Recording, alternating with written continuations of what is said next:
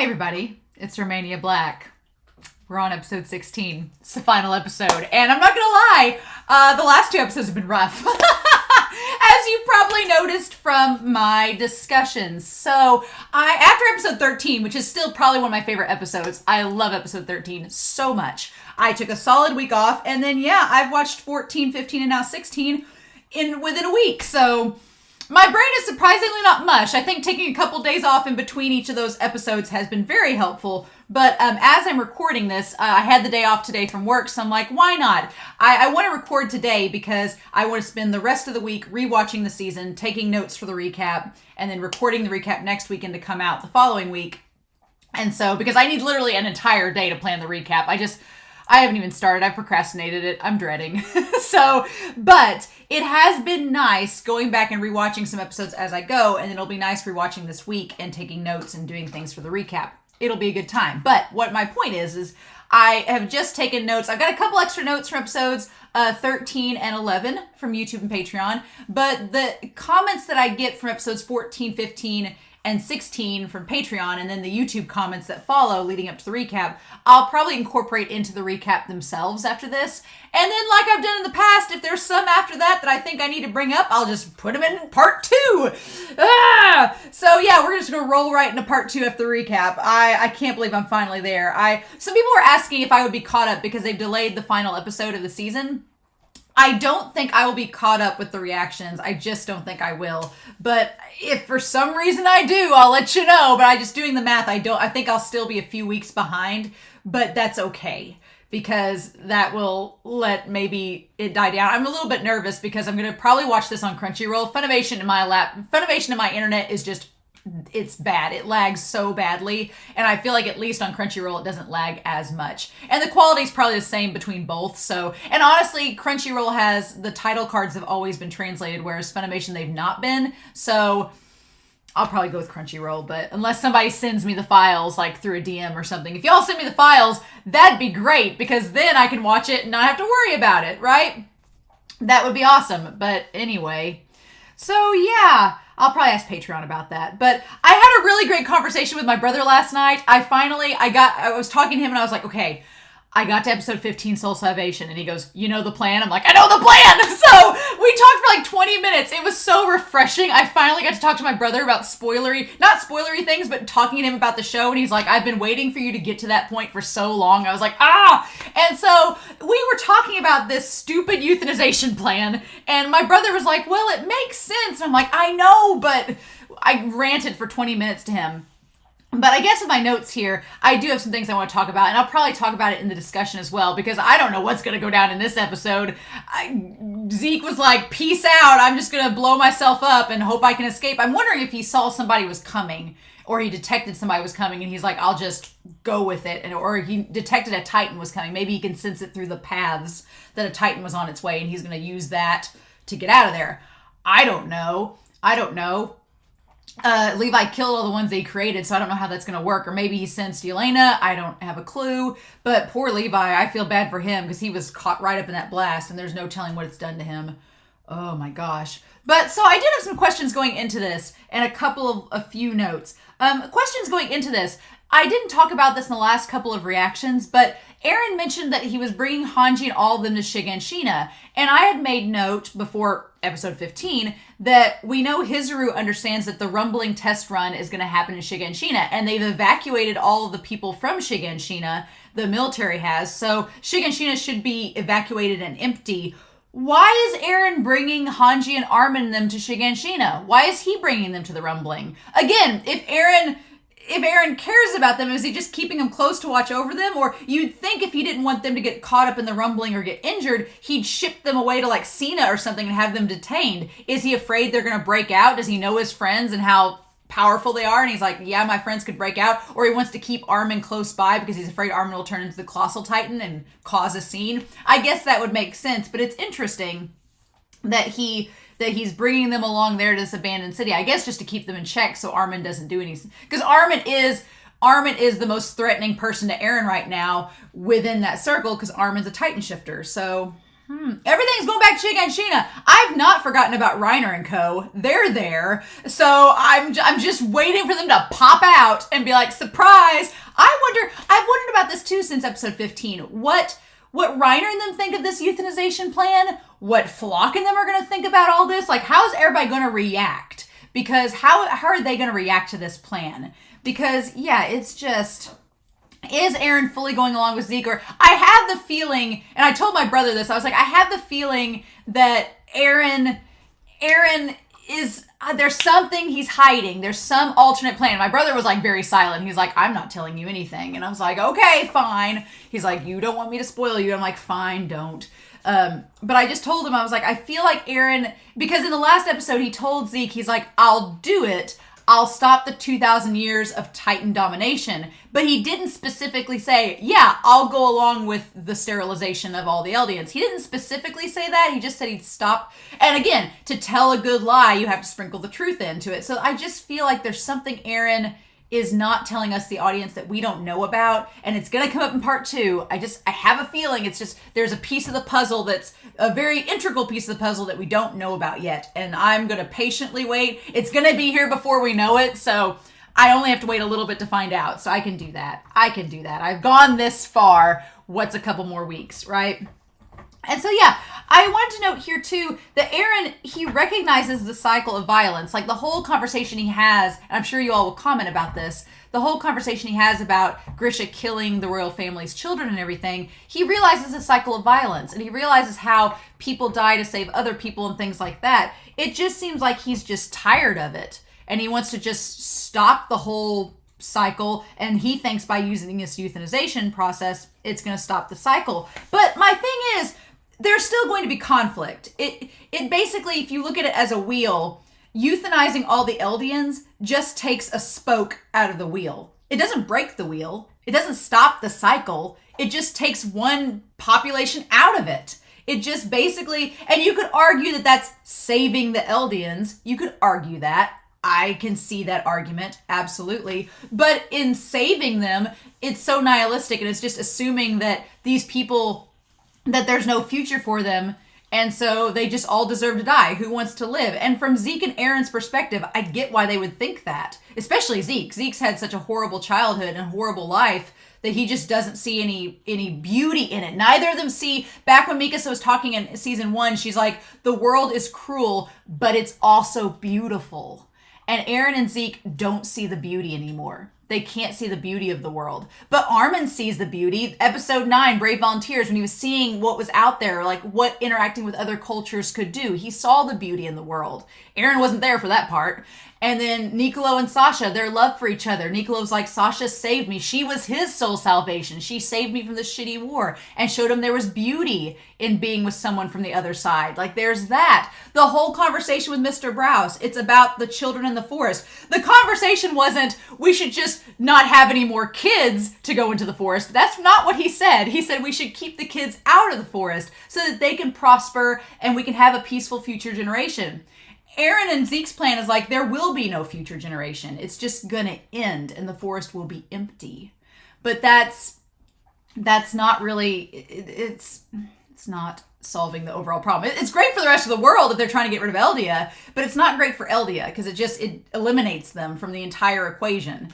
And again, I have issues with it, but I'm going to break it down more in the recap. I'm going to save it. I'm going to go real quick though and say I've been thinking about this all day, but if you've not watched Full Metal Alchemist, I'm going to put a thing up here that's like, this is spoilers for the ending of Full Metal Alchemist. So if you've not watched it, just wait until this up here is gone and then you can go back. But okay, real quick tangent.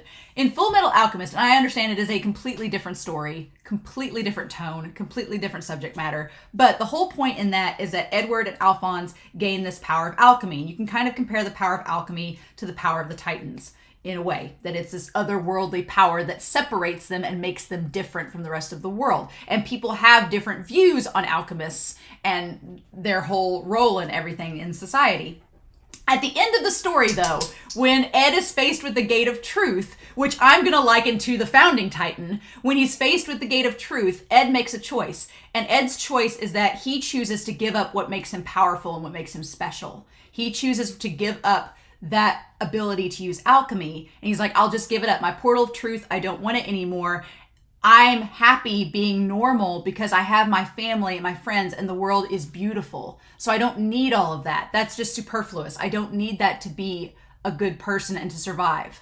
And so that's kind of the whole message, is that the people you know and the relationships that you have, that's what makes your life have purpose and meaning. This other stuff is just non-existent. And I know that the themes don't quite match up, but what I'm getting at is, I was thinking today, I was like, well, Eren and Zeke, why, if the founding titan has the ability to change the biology of all Eldians, you would think that part of that would be just to take away the power to become titans. Just take that off the equation. Let them become normal people. And yeah, there's probably going to be a war, but there also could be dialogue. There also, if they are on equal playing field with the rest of the world, and the rest of the world knows that, yeah, they're probably still going to get attacked. But with this whole euthanization thing, they're probably going to get attacked anyway. The rest of the world's not going to be like, oh, well, you guys can't have kids anymore. We'll leave you alone for 100 years. No, they're probably still going to attack them. So you might as well, why not just use the founding titans' powers to take the power of the titans away from the equation, let them be normal people? And I don't know if that's possible or not, but I'm like, if they can change the biology of them, you'd think they could do this too.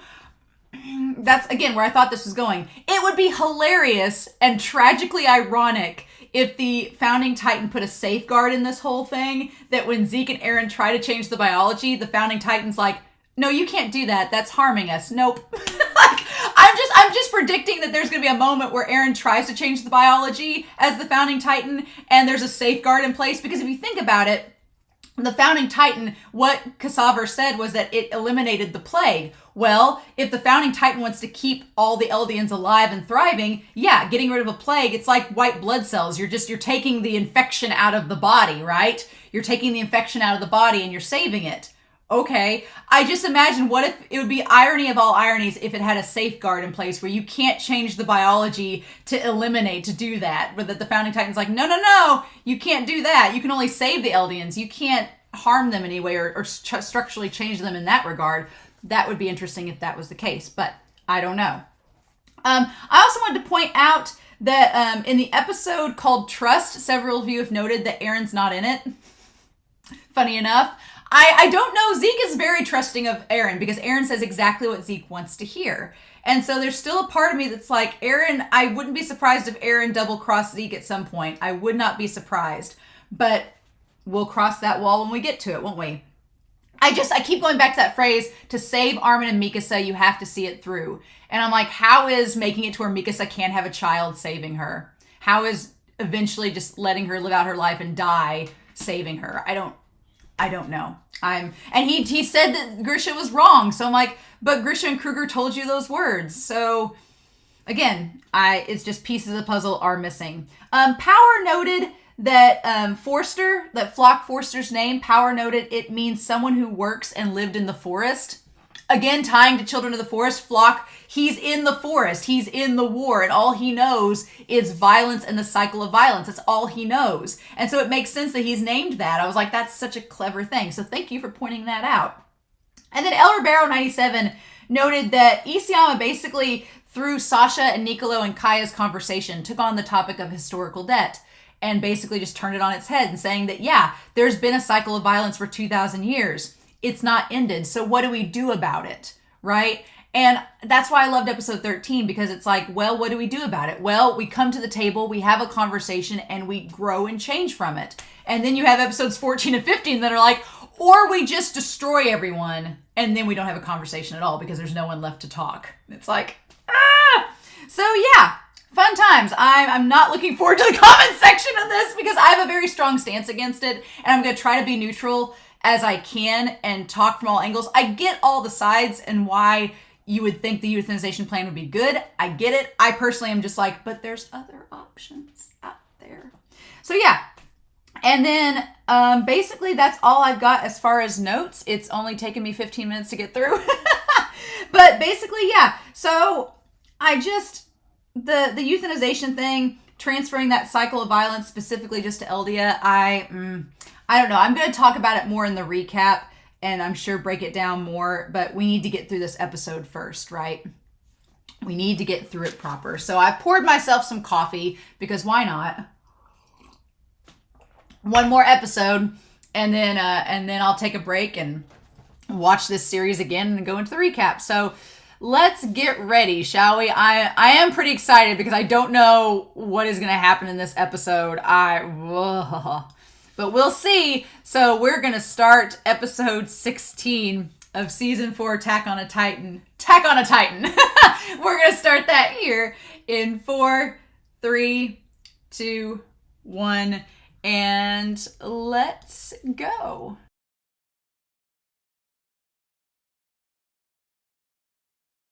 I said this at the end of the reaction, but I am so glad that I'm not waiting a year to watch episode 17 because honestly, man, that was a cliffhanger. Holy crap. That's a lot different than any cliffhanger we've had in this series before because season 1 ended with the end of a battle. I mean, yeah, there was a lot left unsaid as to where the characters were moving on the board, and that was all going to be saved for season 2. And so, yeah, there was a little bit of a cliffhanger, but it was at the end of a battle, so you had a definitive resolution, at least, to something.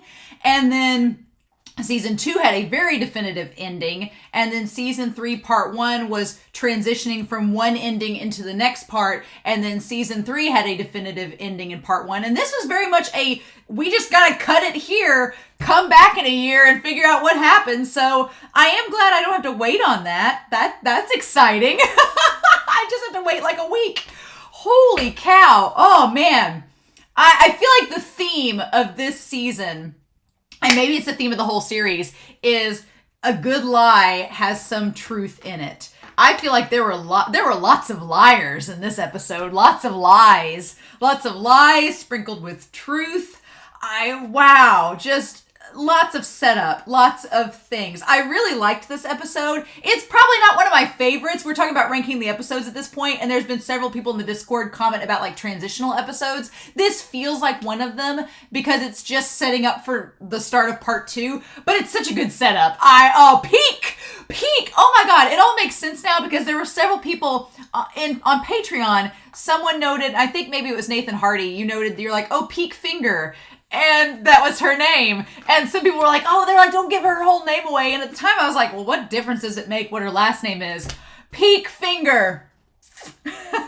And God, that tie back to Erwin in season 1, episode 15, where he's like, look, Eren, who is the enemy here? And she's like, you are the enemy. And it's like, just the callback, the wrapping full circle around to that question of where is the enemy? And Erwin asked Eren, where is the enemy? And then Piek responds with, there, and points right at him. Oh my God, just the symbolism, the tying it all back around. Isayama, my dude. I get why y'all love Piek. This episode made me really love Piek. I was like, I've always liked her as a character. We just haven't gotten much with her. She is wonderful. I'm gonna be sad if she dies in this series, but she's a great character. I'm like, oh, Piek. Just telling it like this. She's like, to us, Eren, you are our enemy. And maybe to Eldia, like you say you're gonna save us, but... And Jean, I'm glad that we get multiple perspectives on this. I'm glad King Jean and I are on the same wavelength. Jean's like, how is this peaceful? Hold on. I like that Jean is instantly like, wait a minute. Let's fact check this. I have a feeling this is going to be fun. And Armin's reaction is interesting. But we'll talk about it too. I'm like, maybe Armin's on board with the euthanization, but Armin only has 13 years left. So, I don't know. And we'll talk about this. Yeah. And there's so much mixed in with the plan and everything. I want to go through it, but for a setup episode, there's a lot happening. So I do want to break it down. But man, I'll be honest, episodes 14 and 15, episode 13 was a mind trip, and it was like emotionally like hyping up, like I was on adrenaline the whole time.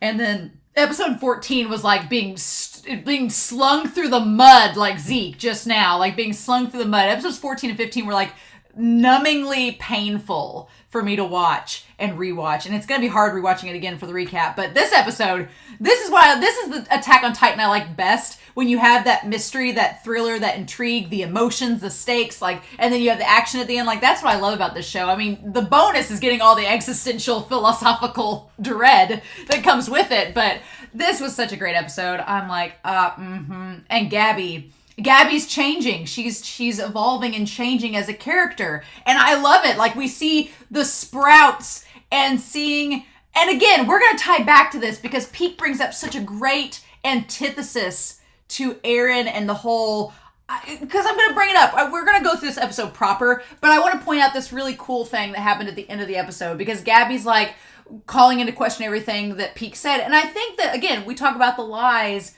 having the truth mixed in. There's a lot of, I think Pieck believed a lot of what she said, but this is what I kind of love about this moment is that you have Pieck and Eren, right?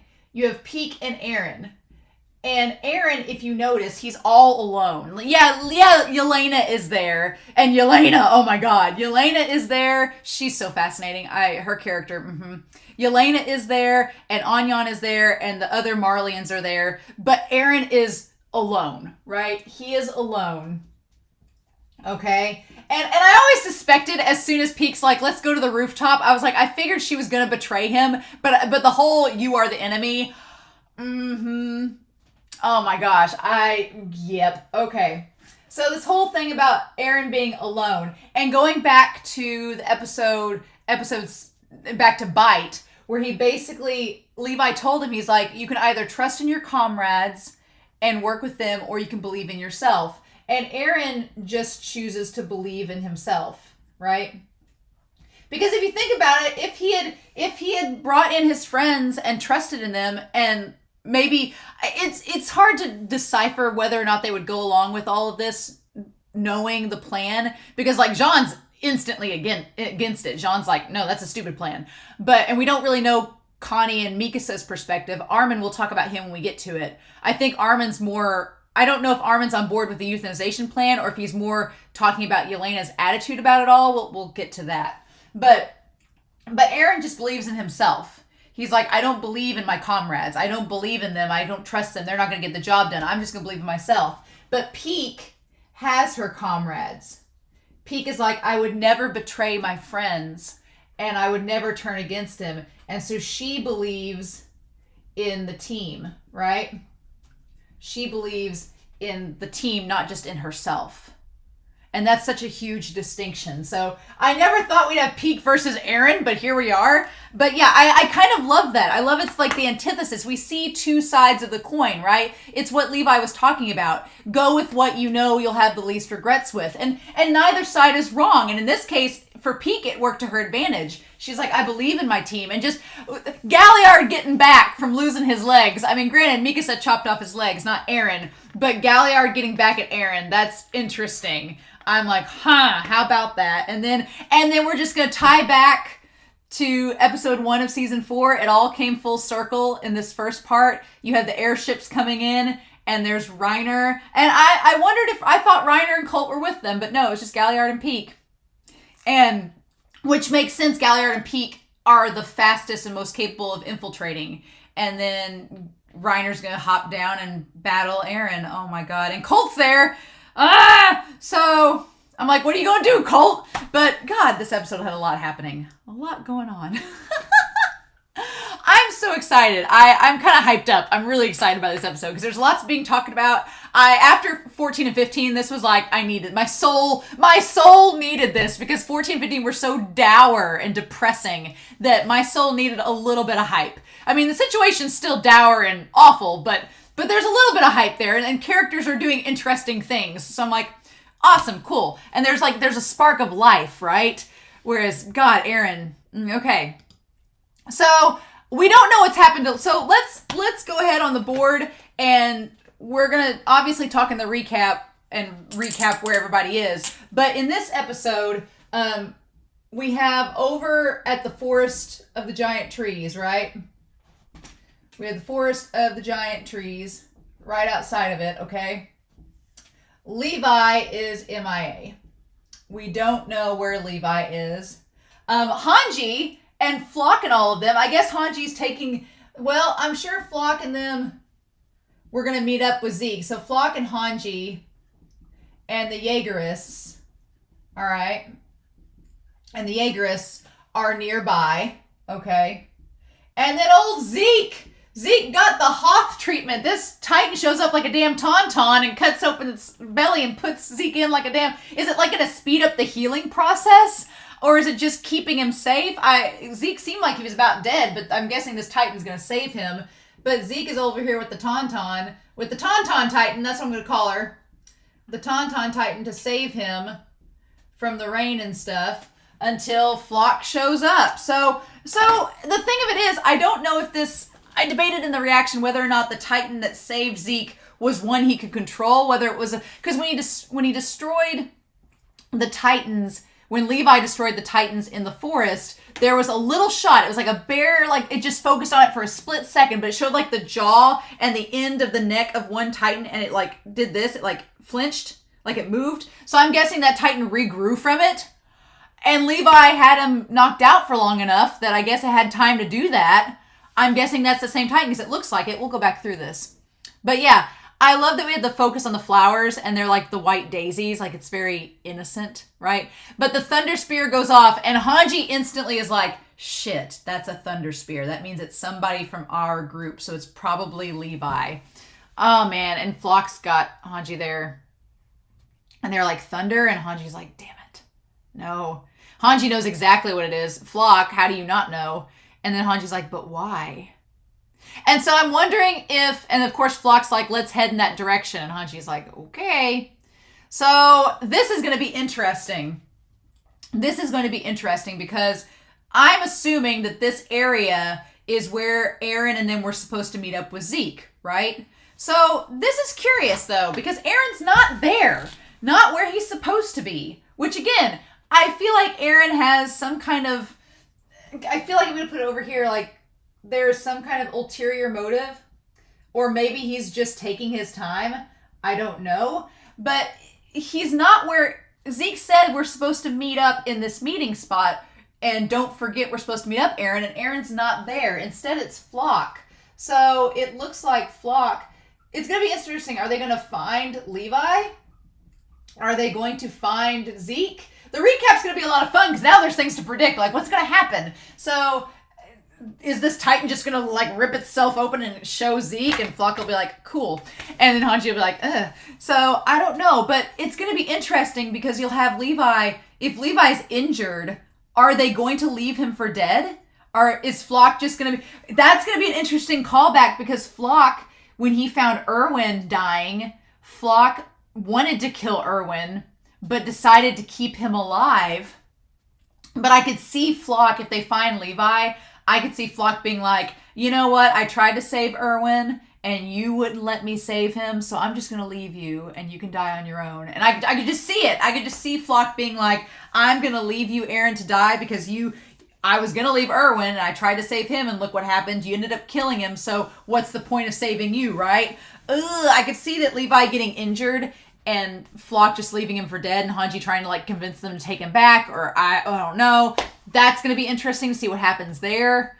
That's going to be interesting indeed. I just get the feeling that Levi is probably really injured and they're going to leave him for dead. But I don't know. We don't get to see any of that. And the horse has the stuff through its neck. Ugh. It's like awful. But yeah, Zeke is like charred, man. Zeke is like, it's just his brain and that's it. Which granted, the nape and stuff's still there, but he is like on death's door. And him seeing the flowers, like the daisies. And it's like white, like innocence, right? Or death. And he says, am I dying? And so then he sees the girl. He sees a girl with the blonde hair holding what looks like a water pail. That's Ymir. That has to be the original Ymir, right? Oh, ho ho! And he sees her and you don't get to see her eyes. But she has like her clothes are tattered, like they're kind of ragged. Like she looks like she's either a servant or a poor girl. Oh, he sees her for a split second. Oh man. And she's looking back at him almost like she's willing him to not die. Interesting. Interesting indeed. Okay. And then yeah, he just looks like he's about dead. And that's when this one Titan comes up. And it looks, and the Titan is still steaming too. So it is the Titan, the girl that he ripped apart and she regenerated and came back to him. Oh my gosh. And he's almost dead, I'm sure. And then, she just ripped open her stomach. Oh my God. Ugh. And put him in there to I'm assuming to take him with her. Which, it's so interesting, right? So, I'm wondering if that, is able to, put him in, a cocoon so that he can regenerate himself. I don't know. I don't know how this works. You'd think I would by this point. But that's such it's the irony of all ironies, because Zeke is all about this euthanization and destroying the wombs of the Eldians that could bear children. But here you have a Titan putting him in their womb, essentially. So it's such a representation, like a rebirth process. And it's that's funny, right? Because you're wanting to sterilize everyone, and yet this Titan is saving you by literally birthing you back. So it's interesting symbolism there. Maybe, Isayama just pointing that out there, just putting it out there for you. But yeah, what craziness. So I am curious to see if Flock and Hanji in the next episode are going to show up and meet this Tauntaun Titan, or if they're going to... if Zeke is going to be taken back to Shiganshina by the Titan, or if they're going to find Levi, what's going to happen. There's that mystery. That all is being set up for next episode. Awesome. Cool. Great. Okay. That's all being set up, so that's fun. But yeah. So we've got that going on. Exciting times. I am sad this is the last time. I didn't really savor... I was so hyped up in the moment, I didn't really get to savor the OP and ED for the last time, because I was just but I am going to, in the recap, go over the OP lyrics now that I've seen all 16 episodes. I'm going to go over the OP lyrics and the ED lyrics and talk about them. So I am going to spend a little bit of time breaking those down, because I've had a lot of people ask if I've listened to the song. I have listened to the OP in full. I've had it on blast. I've not really paid attention to the lyrics. I've just had it on blast, playing for my own enjoyment, but I do want to break down the lyrics in the recap. I think that'll be a lot of fun. And the ED as well. So, especially since I can't watch the OP and the ED supposedly until a couple episodes at least. But yeah, I do think that's interesting that we go back to the OP, tying back one more time, and you have the image of the main face, the founder on top of the mountain, and then Eren reaching out from it. And there's all these different faces leading up to it. So I wonder if that's Carl Fritz that's at the base of the mountain, and then you have all the other founders leading up to it.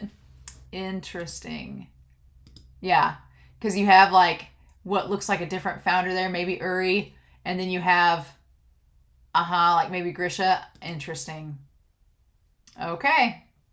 So yeah, so going back to above and below. Interesting, above and below.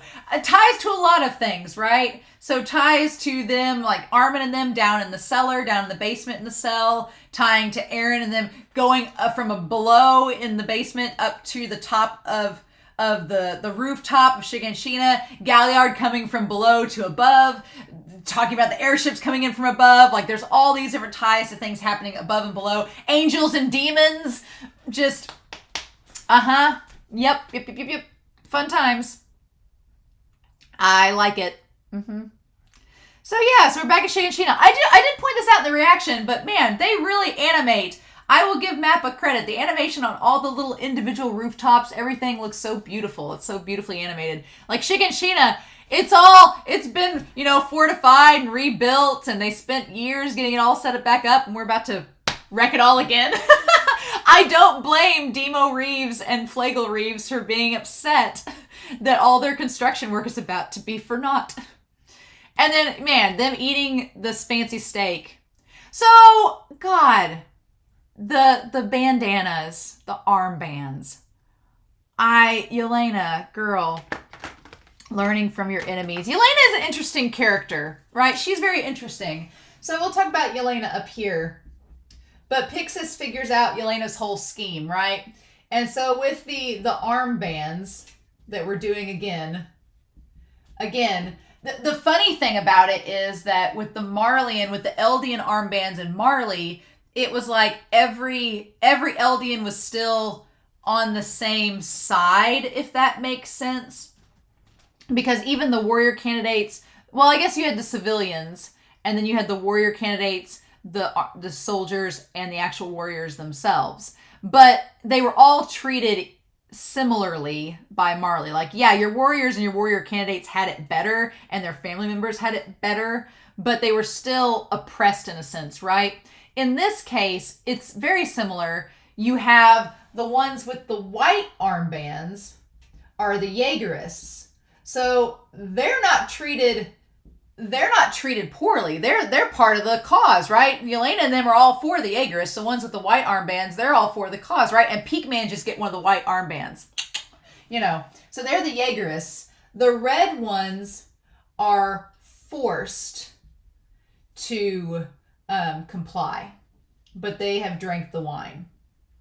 Okay, so like I think that was Rogan. We'll tie back to him. I think that was Rogan that does that. And so we see the Survey Corps members that have the white bandanas because they're the Jaegerists, and we see Louise as one of them, right? And they've got the garrisons up against the wall, putting the black ties around the garrisons. And there are some Survey Corps members too.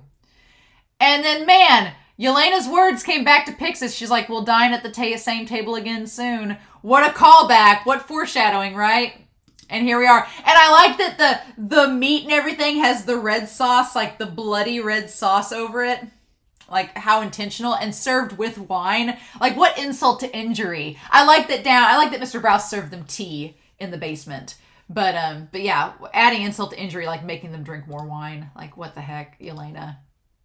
Hasn't it happened just like I said, Commander Pixis? And Anyan does not look happy to be there. For the record, Anyan is there because he obviously needs to be there, and he wants to appease and look like he's on Yelena's side. But Anyan does not look happy to be there. He's just like, okay. And Pixis is like, I'm not really that hungry. Mm-hmm.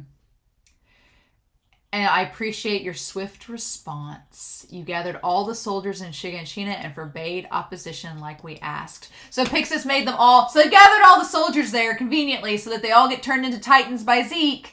Then they can be used as weapons against, I'm sure, Reiner and the others in the next episode, right? But I don't know. Zeke's out of commission, so he can't do that. So that plan's kind of foiled for the moment, right? Mm-hmm. And so, yeah, given the spinal fluid, we didn't have much choice. Pixis like, kind of got us by the balls, right? Only Shiganshina was evacuated, and we could become Titans at any moment. So yeah, so Pixis is saying, he's like, I really didn't have any other choice. He's like, if we become Titans, I want to do it in a place where there's not anyone there. So of course, let's gather all the soldiers here in this evacuated city so that no civilian casualties, because that's so in line with Pixis's character. Pixis since season 1 has been like, I want to do things. I'm not afraid to do risky moves and be seen as the villain. And that's a big difference too between Eren and, we're talking about Eren versus other characters. Pixis's whole thing back in season 1 was that Pixis did not care if he was saw as the villain by history. That's a really good comparison. So Pixis he doesn't care if he's seen by as the villain throughout history. He just wants to save the civilians, right? Keep the casualties to a minimum. So Pixis is like, I don't care if you look back on me in history and see me as the bad guy. I saved these people, didn't bring them into the fight, right? And that's funny because Yelena, when you tie Yelena, I'm just doing like a little dotty thing down here. Yelena is tying Eren and Zeke to being heroes, to being literally legends or gods that saved civilians, right? The difference is Pixis's actions, he's like, let's take this fight. It's like the stereotypical whenever there's a superhero movie and they're like, let's go to this abandoned part of town where nobody's at and we'll fight there. Like, that's Pixis's mentality. He's like, I want to save civilians. And then on the other hand, you had Eren doing that big thing on Liberio where he was like, screw the civilians, we're gonna kill them and make this statement. So there's a contrast there, and it's interesting. I mean, obviously they're totally different scenarios, but I like that difference between Pixis and Eren is kind of coming to the forefront here. It's interesting. So yeah, so Pixis is like, militarily, that was the best decision. Bring all the troops here where nobody can be hurt, and we'll be fine. Be all good to go. All right. And so, yeah, He's like, in any case, what else could I do with my comrades pointing guns at my back? He's like, I really didn't have a choice. I'm not ready to die. I'm just going to do what I can with the resources I've got at bay. And so then this guy's like, I'm sorry, Commander. My son and I both drank the wine.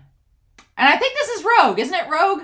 I feel like it is. Maybe not. No, Rogue was military police. So this guy is one in the garrisons, and Pixis is just like, He's like, since when did you betray? And Elena's like, there's no need to answer that question. The formalities, we don't need to know when all this betrayal started, even though it started like years ago, right? And Pixis, I love this conversation. Like, she shuts him up, and he's like, forgive me. And so he's just complying.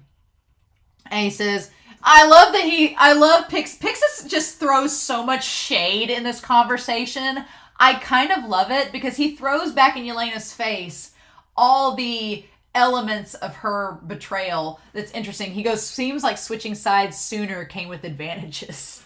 Like, oh, the Jaegerists switched over pretty quick, so they didn't have to drink the wine. They were spared. So that means that they probably saved the wine. They saved the wine for recent, right? Because they brought the wine over on that first fleet, which was 3 years ago. Like, they had been intending to use it from the start, but none of the other Jaegerists drank the wine. So as far as we know, they haven't. So as far as we know, they only started serving the wine recently once things started getting put into motion with Eren and Zeke. So that makes more sense. Okay. And Pix is like, well, if you switched sides from the start, I guess you were spared, huh? And then the white armband you wear so proudly is proof you're a Jaegerist. No. The red must be for those who learned to drink. They drank tainted wine and were forced to comply. And then the black armbands are for those that had no clue. So yeah. So you had that, and then you had the black armbands that are for the newly informed that they drank the wine. Okay. All right.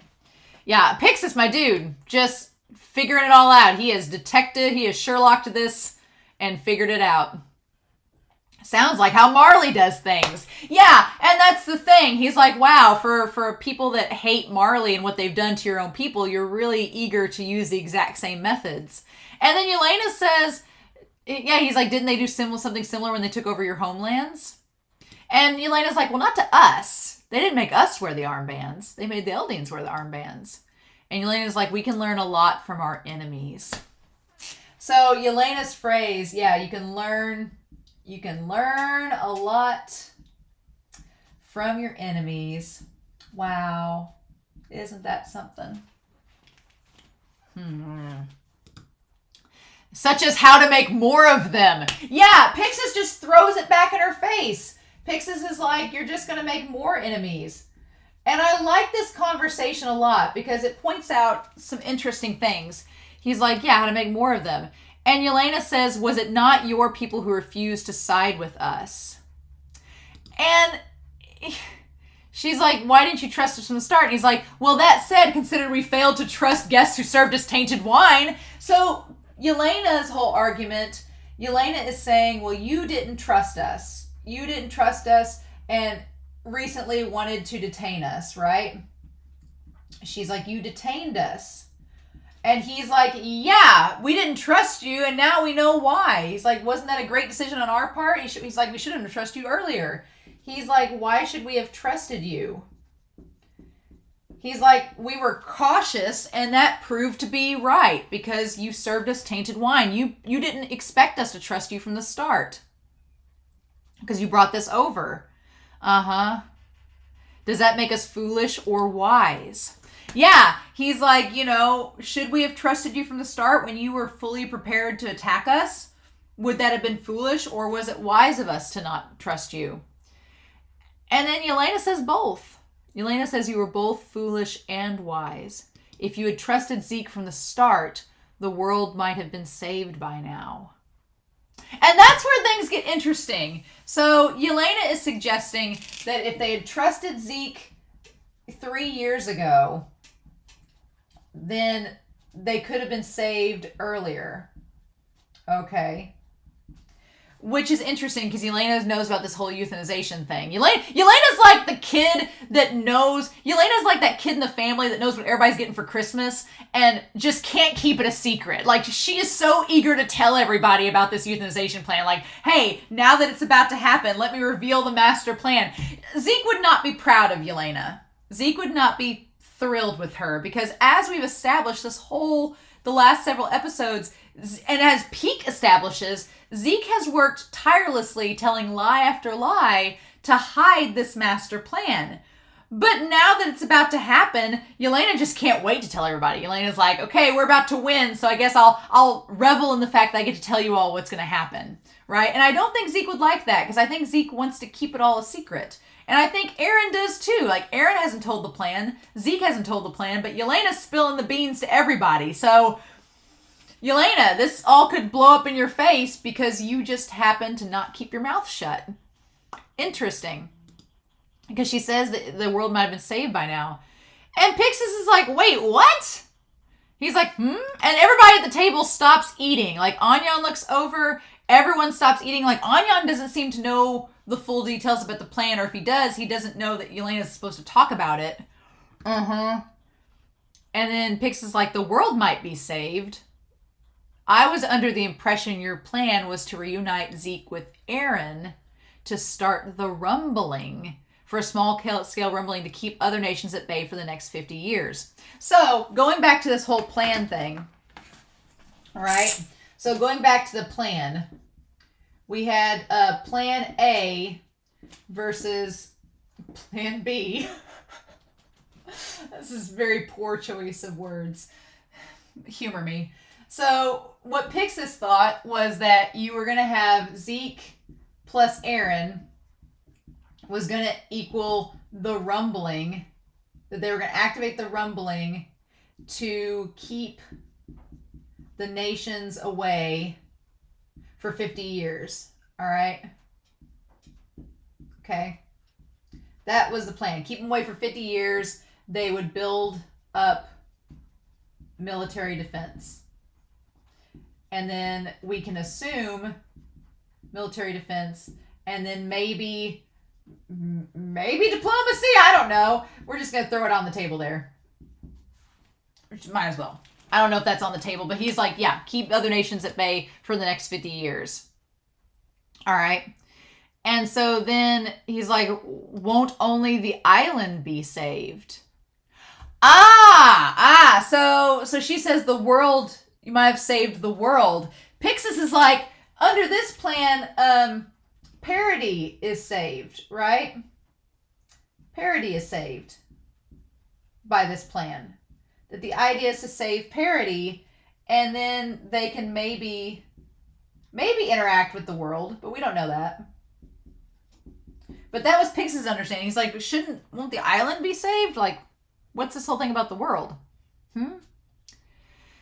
And then Elena, God, that look on her face where she's like, oh, you simple man. And then Anyan's like, Elena. And it's like Anyan doesn't quite know the plan either. So he's like, wait, what? And Elena says, it's too late. Zeke gave you plenty of time. Okay.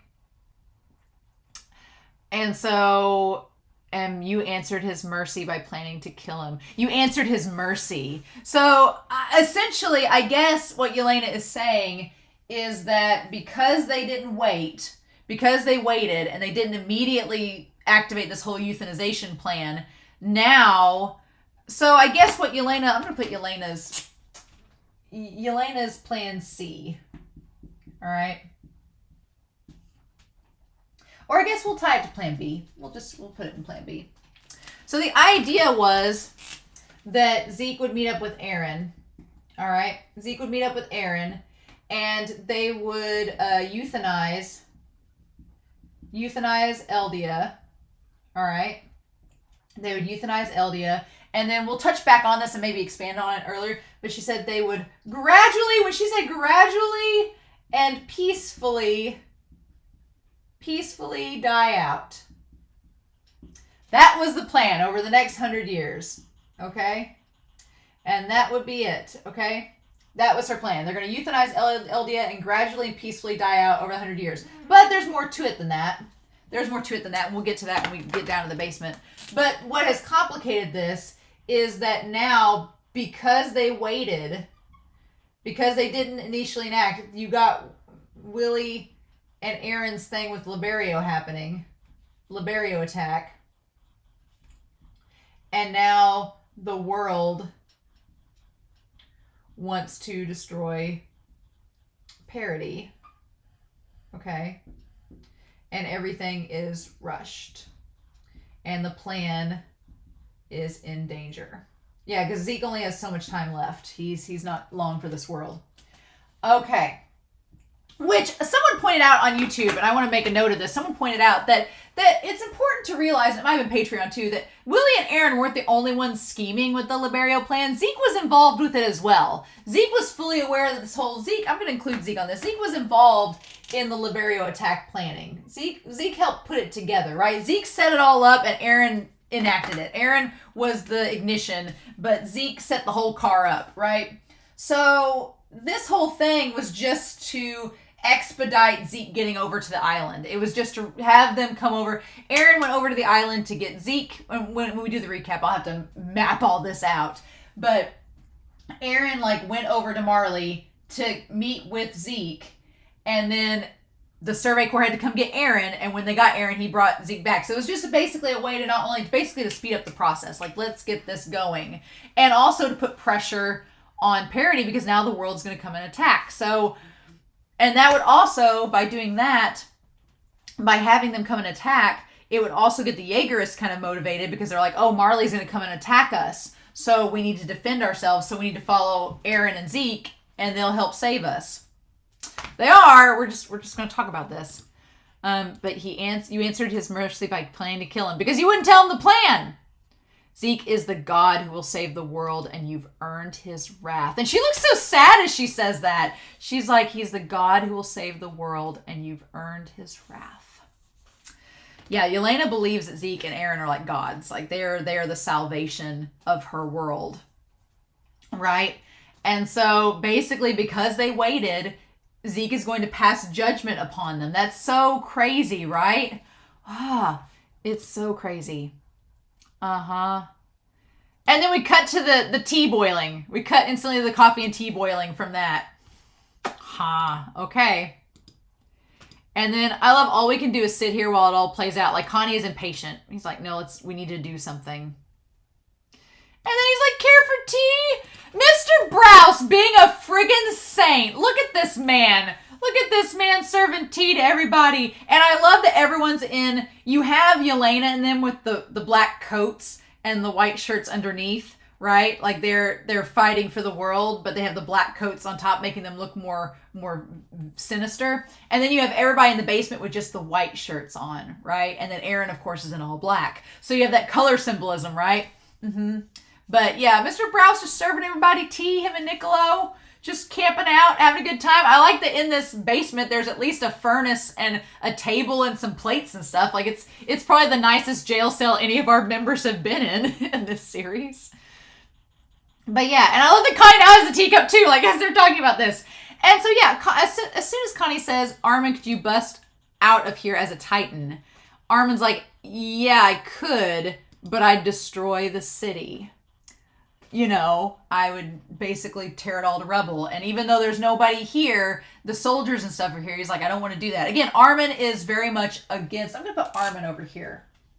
Armin is against the destruction, right? Yeah, Armin's like, I'm not going to destroy things unless I have to. And he's like, I really don't have to right now. So no, I'm not going to destroy the city. And he's like, unlike Eren's Titan, the Colossal Titan can't do something that precise. Because, yeah, Eren transforms and it wrecks. I mean, Galliard wrecked most of that tower there.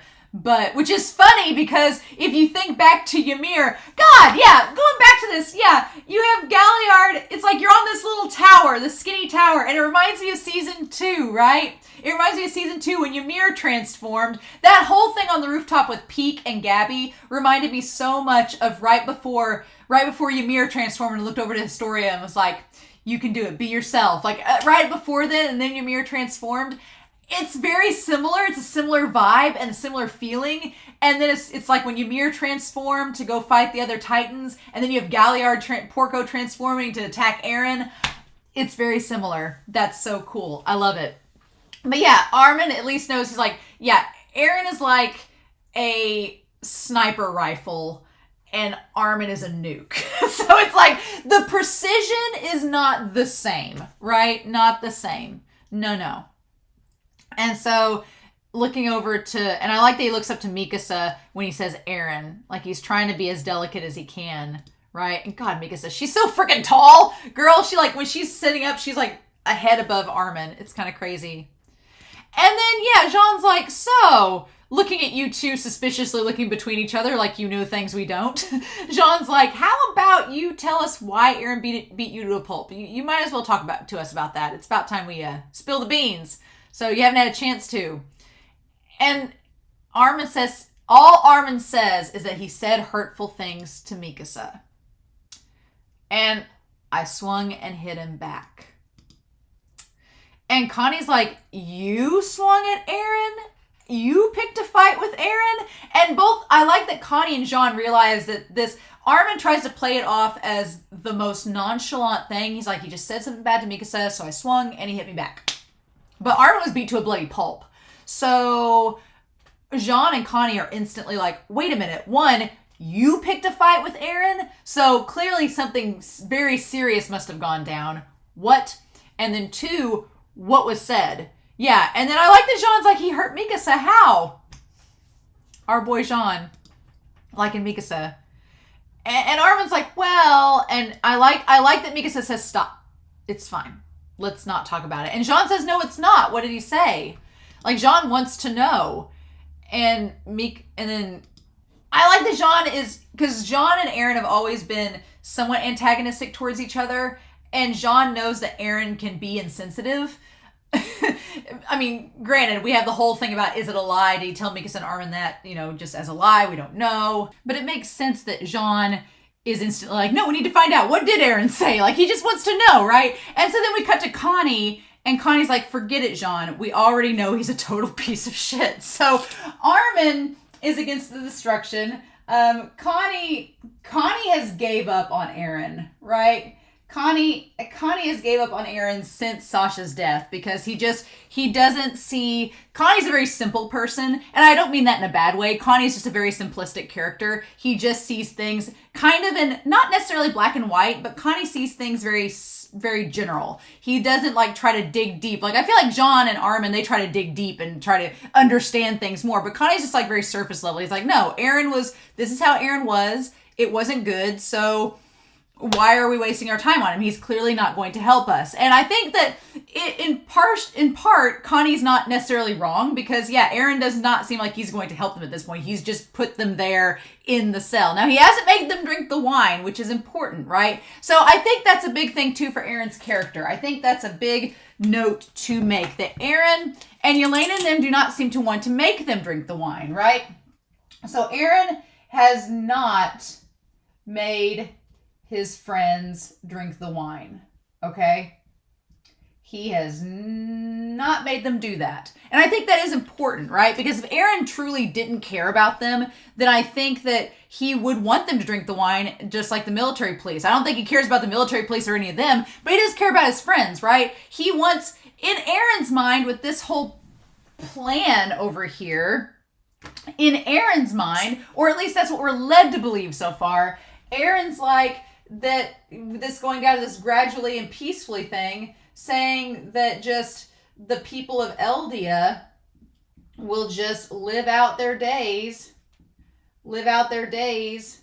and then just die out, and that's it. So Eren's probably like, well, I'll just spare Armin and them, and then once we do whatever, they'll just be able to live out their lives without having to, but it's just, well, I'm not going to talk about it yet. So yeah. We had that, and Connie seems pretty sure of himself there.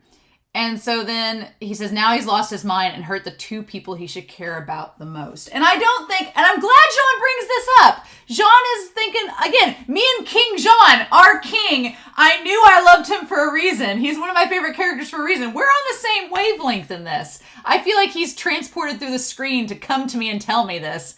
But Jean's like, I think if he was sane, he wouldn't do it without good reason.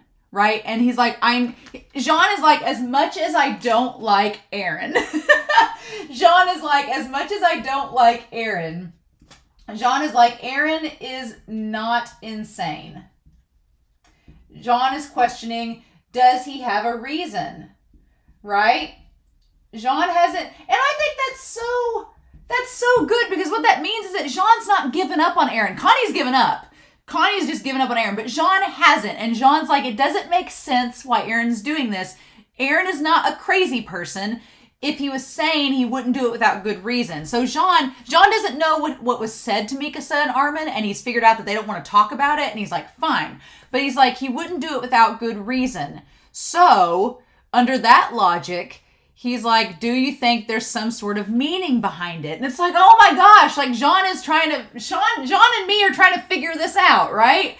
And Armin and Mikasa, I love that look that they both give Jean, like, oh, and Mikasa's kind of like, huh, okay. And I love that Armin has like a gleam in his eye. Armin's like, because I don't think Armin's given up on Eren. I don't think Armin and Mikasa have given up on him. They just don't know what to do. And I think Jean's saying this, he's like, don't you think there's a meaning behind it? And Armin and Mikasa are like, okay, yeah, sure.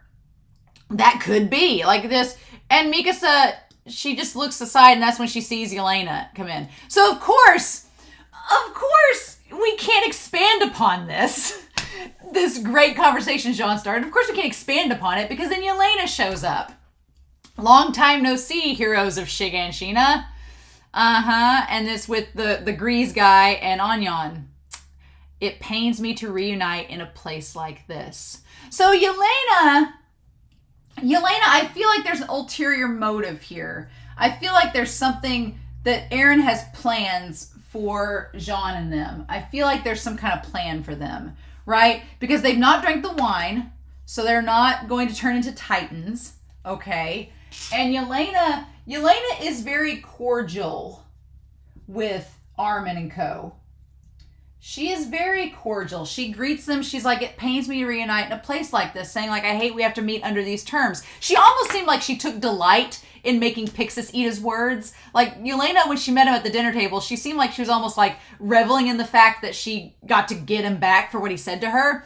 But here she's like very reverent and very like, you all are Eren's, because they're Eren's friends. Because you guys are Eren's friends. He likes you. So I'm going to be kind to you because you're the friends of a god, right? And so, yeah. And then Connie's like, you're on their side too. Let us out. And then he's addressing it more to Anyan. And Anyan's like, that's a lot to ask considering you guys put me on house arrest. And again, it's kind of tying back to what Nicolo said, right? Like, you guys treated us poorly, so now it's vice versa. Just sit quiet and behave until Zeke and Eren meet. So again, so they're keeping them there, and they want them to just hunker down and hang out until Zeke and Eren meet and start this whole euthanization thing. And then after it's all over, I guess we'll just let you go, and everything will be fine. I don't think it's going to be that easy. Of course it's not. And by the end of this episode, it's not that easy. And then that's when Jean comes up and he says, it must be nice, Elena. Everything went exactly how you planned. And that's really a cool callback when I go back and rewatch this season. In episode 8, Jean was the one that got mad at Elena because people had died and because she didn't keep Pieck and Porco under lock. And so I always wondered if maybe Jean didn't trust Elena because he realized Elena didn't do a very good job of keeping Porco and Pieck, kept in the cell. She didn't do a very good job of making sure that the squad didn't come and rescue them. That's interesting. That's a really good note. Everything went exactly as you planned. So I wonder if Jean has always been suspicious of Elena. I wonder if that's always been a thing. Because, yeah, looking back, I'm going to have to go back and rewatch for the recap, but there's lots of little things there, and Jean kind of confronted her on the ship about that in episode 8. So, interesting. But, yeah, though through you, Eren moved how Zeke wanted. And so they still think that Eren is somewhat being led by Zeke, led along, which it seems pretty mutual at this point. Eren seems pretty mutual about it all, but Armin and Jean and them are kind of in denial of that. And then Jean says, raiding Marley, getting people's support, using the wine to take over the military, like creating the Jaegerists, like doing all of this, attacking Marley, like it was all part of the plan, right? Now Eldia and the Founding Titan are yours. You can crush Marley and avenge your homeland. So that's interesting that Jean doesn't pit Elena with the Marleyans or with Reiner of any of them. It's a separate thing, right? It is a separate thing. So Jean, this is interesting. Jean is suggesting that you have Marley and the warriors, right? And you have Eldia on parity, which is with Jean and Armin and the military and all them. Then you have Eren and Zeke working with Elena and the volunteers. And I guess we can put in the Jaegerists with them as well, right? So Jean is saying that this is a three-way battle. We have the people of parity that are being kind of held hostage in the middle of Marley and the warriors versus Elena, the Jaegerists, and them. So Jean is suggesting that the people of parity that are not with the Jaegerists are kind of their own separate entity, and they're being held hostage. And Jean is also suggesting that Elena is helping Eren and Zeke because she wants to use the Founding Titan to not only crush Marley, but to avenge and get revenge on their homelands. That's what he's suggesting. So, okay. All right. And then isn't that the real reason you came to this island? You just wanted to use Eren and use us to help yourselves. Which, yes, that is exactly why she came. But it's not through crushing Marley, it's through the euthanization. She is here to use Eren and use Zeke, but it's deeper than that, right? And Anyan's like, this place was primitive. We brought it out of the past. So Anyan's like, he's like, look, you guys were stuck in the past. We helped you. We helped bring you up to speed with the world. You know, you just lost a lot of time and now you can't catch up, right? And I like how Anyan said by turning his head, right?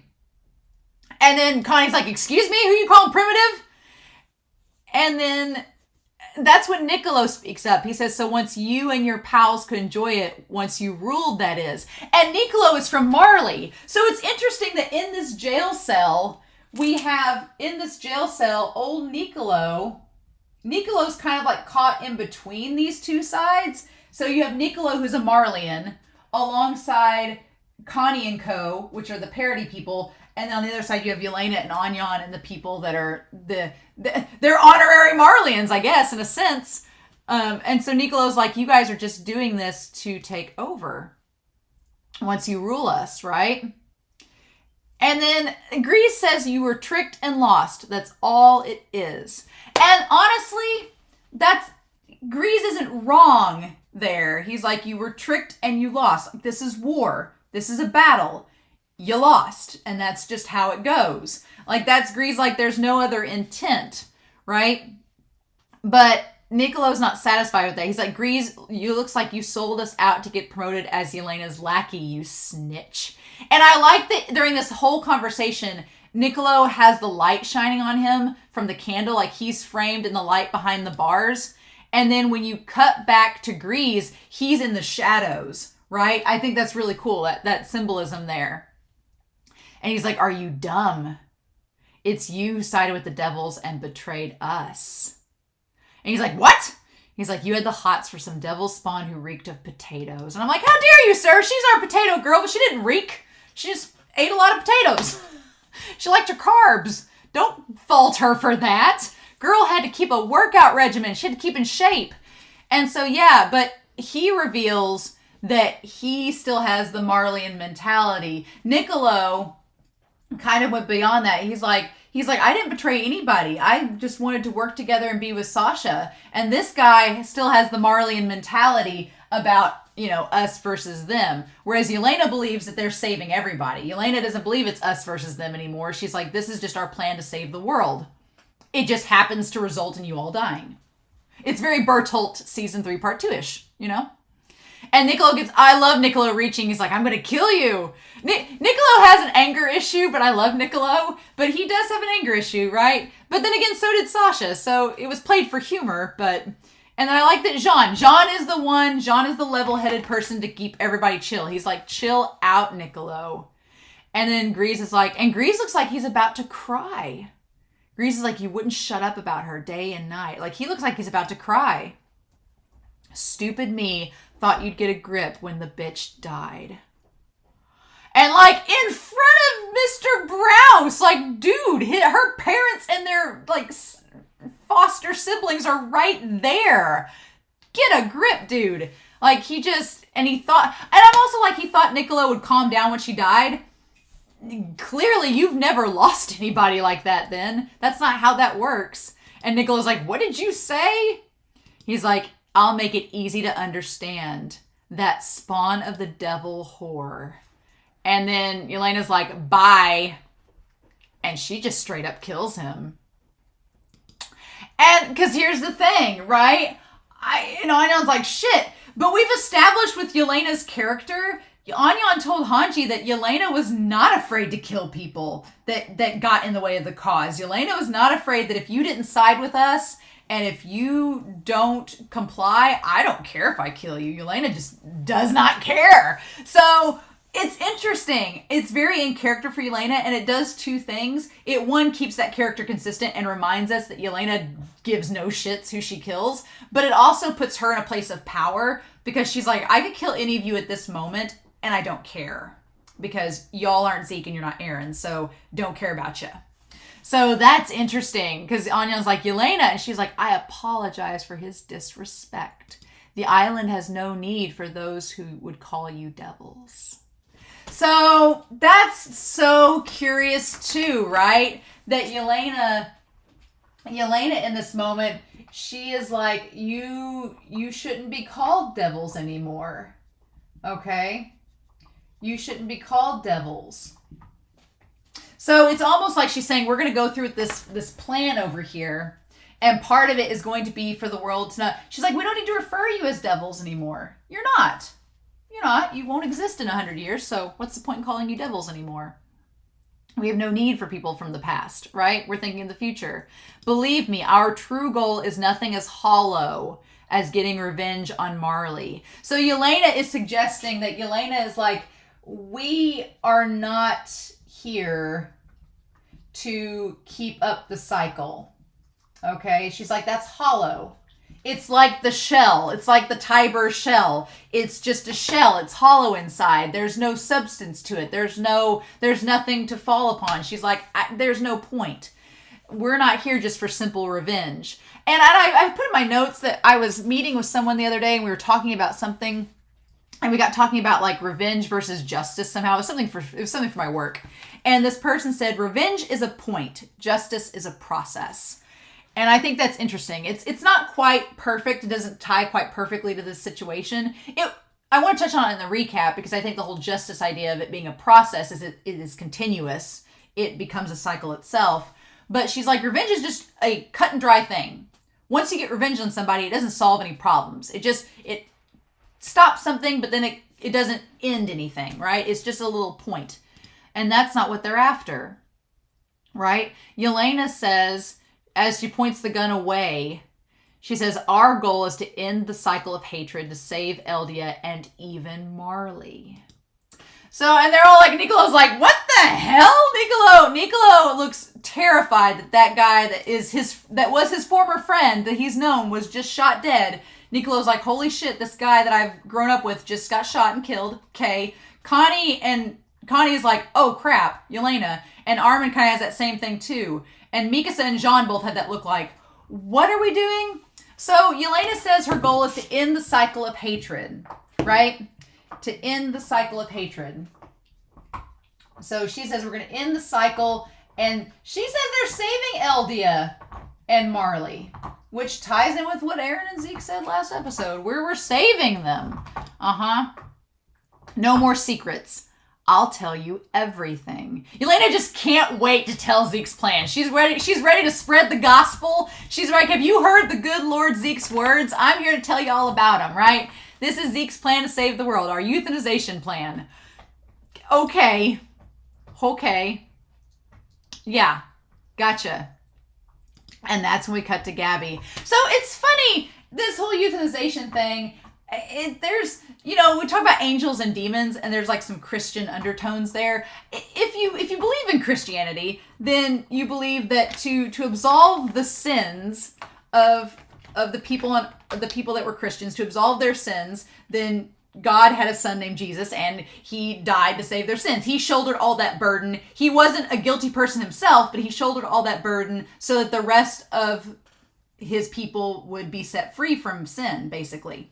That's Christianity 101 in my horribly abridged version.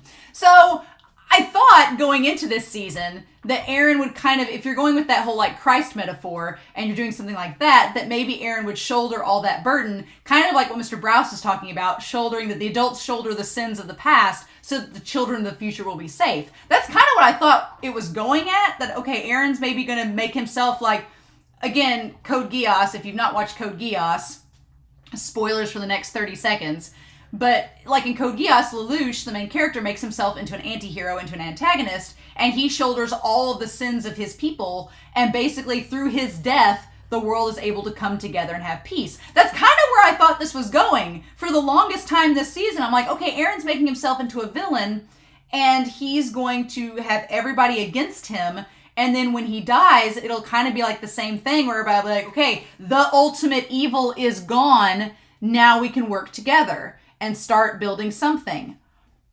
No, that's not seemingly what's happening. It's like, no, we're not going to, the adult in the room, if Eren and Zeke are the adults in the room, they are shouldering the sins, yes, of their past. They are shouldering it, but they're not shouldering the sins to keep the kids out of the forest. They're shouldering the sins to just let there be no more kids. And I'm like, that's not the same thing. And we're going to tie back to that.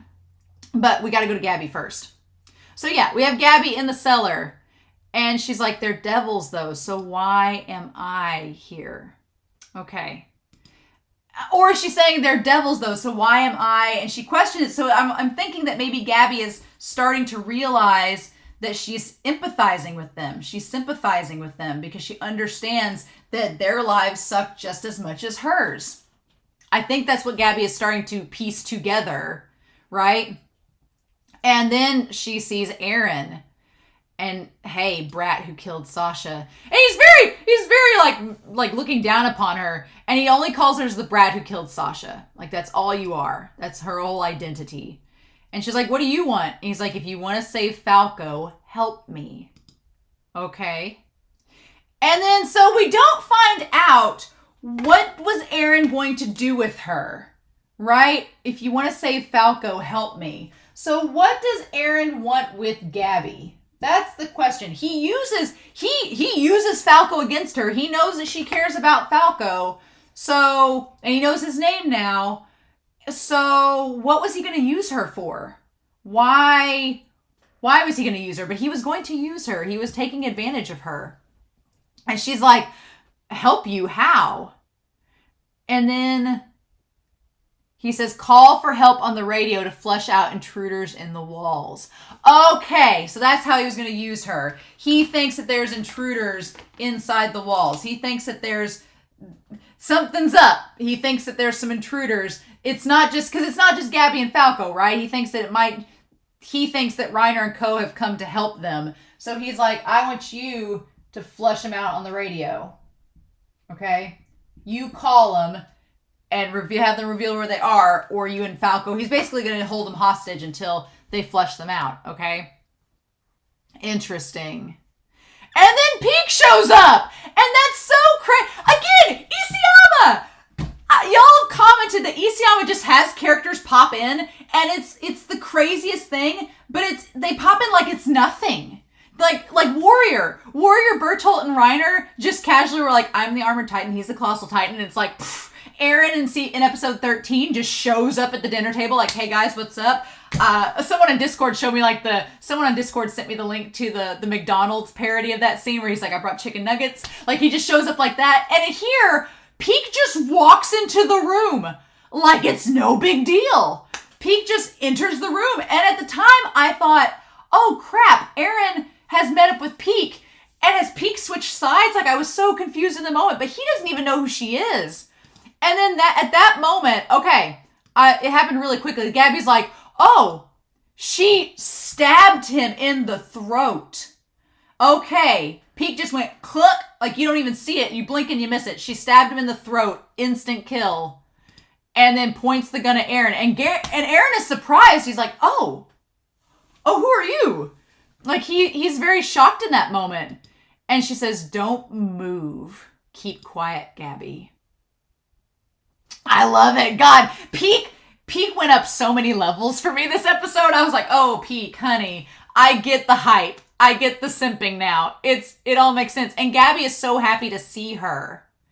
And she's like, keep quiet. And it's such an opposite Flock, because when Flock revealed, it's so neat because when Flock revealed his betrayal, he was like, keep quiet, like he was reveling in it. And here, Pieck is revealing her betrayal, but she's like, keep quiet, Gabby. I know what I'm doing, right? She's not reveling in it. She's playing it cool.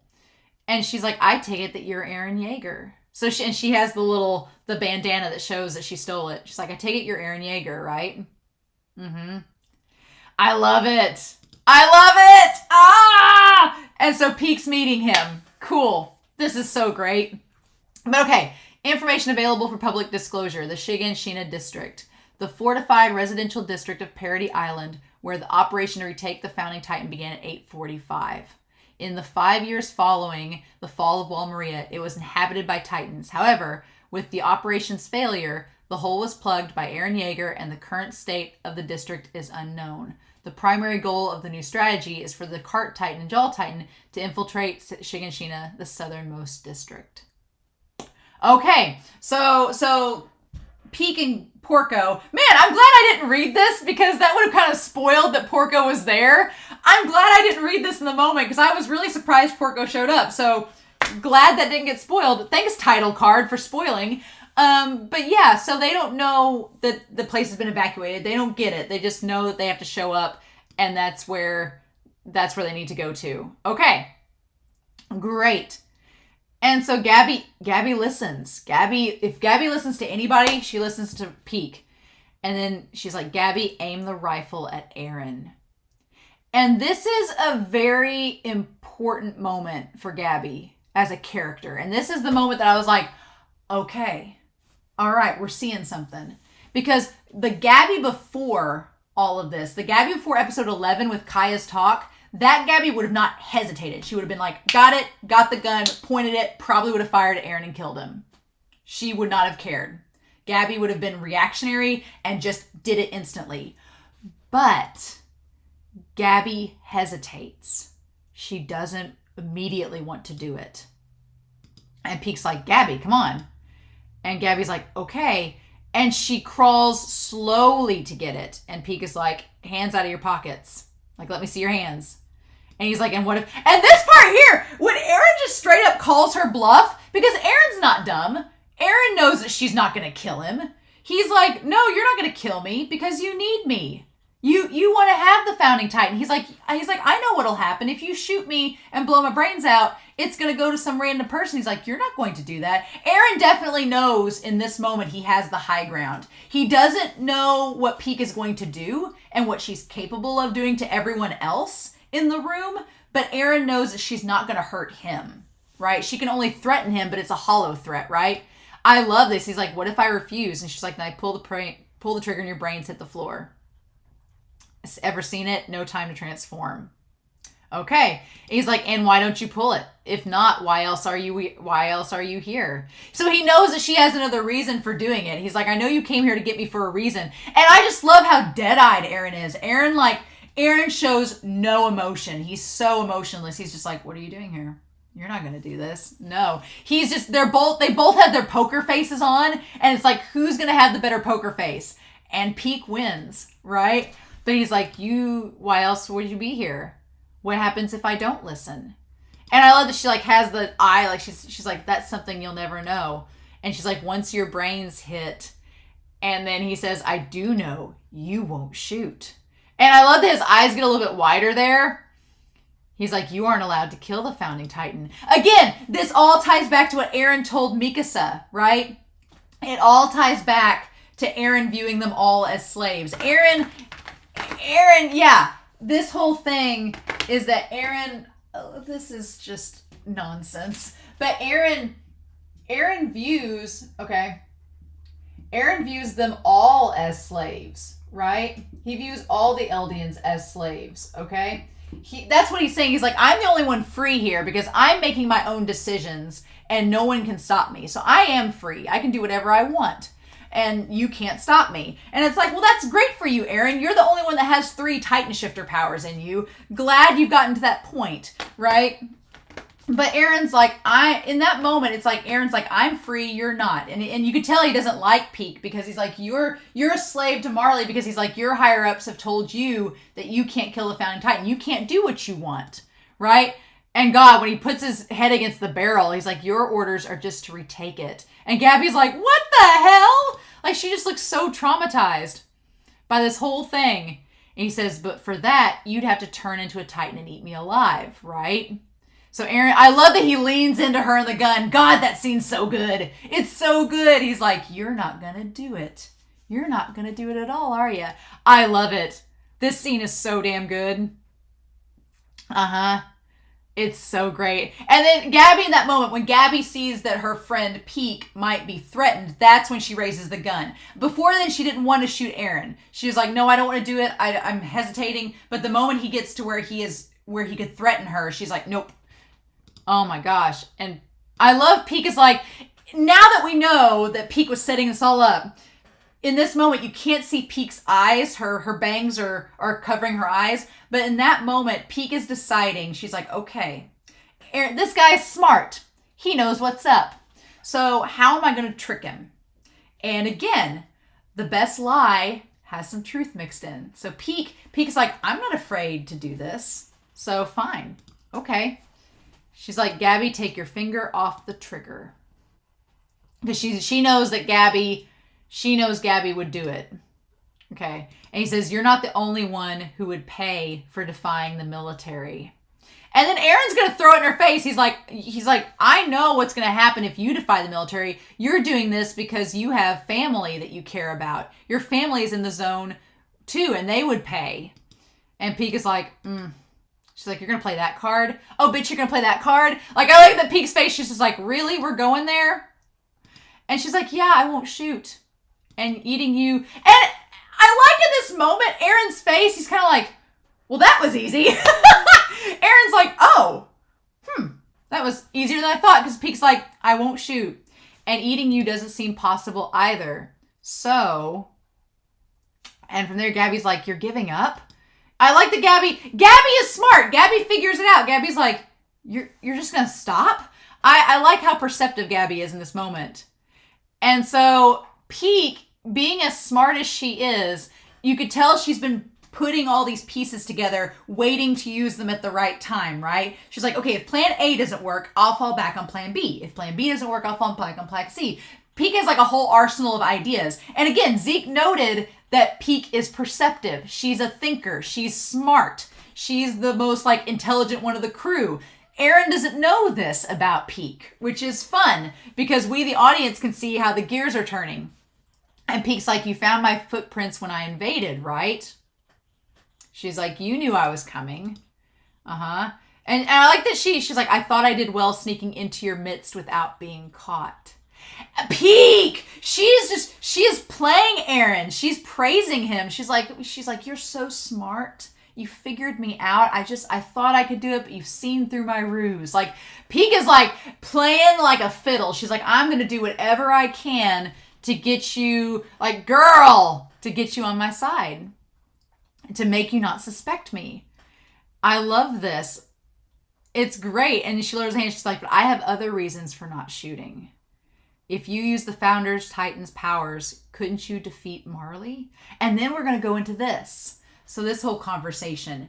And again, it's such a funny thing, but it's something that I've questioned this whole season about the Warriors and how they feel about this whole situation. And I've been wondering it kind of in the back of my brain. I'm like, would they go along with Eren's plan? If they got over to Parody and Eren told them what his plan was, would they go along with it? And the answer is no. The answer is no in the weirdest of ways. And this is such an odd conundrum that Pieck points out. Because Pieck says, if you use the Founder Titan powers, could you defeat Marley? And Gabby's like, Gabby's thinking about this. And Eren's like, yes, I could. Uh-huh. And he doesn't answer her. But that blinking, he's like, okay, go on. Pieck's like, you wouldn't make the world your enemy unless you knew you could win. And there's truth there. Yeah, absolutely. Eren wouldn't have gone through with Liberio and all of this business if he didn't think that he could win. If he didn't think that him and Zeke had a solid plan, right? And they do. They think that they've everything up until this point has shown that they have a solid plan as far as they are concerned. As far as this whole plan B goes, they pretty much have everything right about where they want it, except for Levi. Levi's mucked it all up. But yeah, Eren's like, okay, keep going. And I love Pieck in this. I absolutely love her. She's like, do you have something more than the Founding Titan? She's like, do you have more in your arsenal? And Gabby's like, excuse me, what are you saying, Pieck? And she's like, Gabby, put down the rifle. I love it. I love this. I love it. And Eren, she's just luring him in. She's playing him like a fiddle. God, Pieck. And Eren's just like, supposing I did, what's your goal? What's the point? Okay, he's like, suppose I did, right? He could have killed Pieck. He could have killed her in this moment. But he knows that she knows where the others are. Because here's the thing. I do think she plays him a little because, and you could argue that, no, Eren knew what was going on. I don't think so because I think Eren gets a little wooed into this because he could have just killed Pieck and still used Gabby, right? And threatened her that he'd kill Falco too if she didn't help, right? He could have done that. It may not have worked, but he could have done that if he thought Pieck was really a threat. But he kind of like, he wants to hear Pieck out.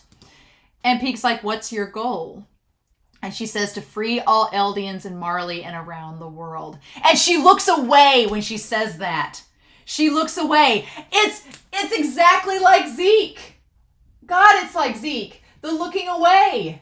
She doesn't look him in the eye. And if we go back to the last episode, whenever Zeke was lying, whenever he was questioned if he wanted to become a warrior originally or not, he looks away and he's like, yes, I do. So here, Pieck is like, I want to free all Eldians in Marley and around the world. Which could very well be true. But I don't think that Pieck believes that Eren is the one to do it. Right? But she's saying exactly what he wants to hear. I want to free my family in the internment zone. And that I don't believe is a lie. Right? She cuts back. She says, I became a warrior to get my dad, my only family, proper medical care. She's like, my father's the only one I have left. And she's like, I want to get him care. But he survived, but he's incredibly sad knowing my term will soon be over. And I don't think that's a lie either. I think he is sad because they're the only family. And she sacrificed herself to save him. But now he's like, he's going to be without her, right? Right?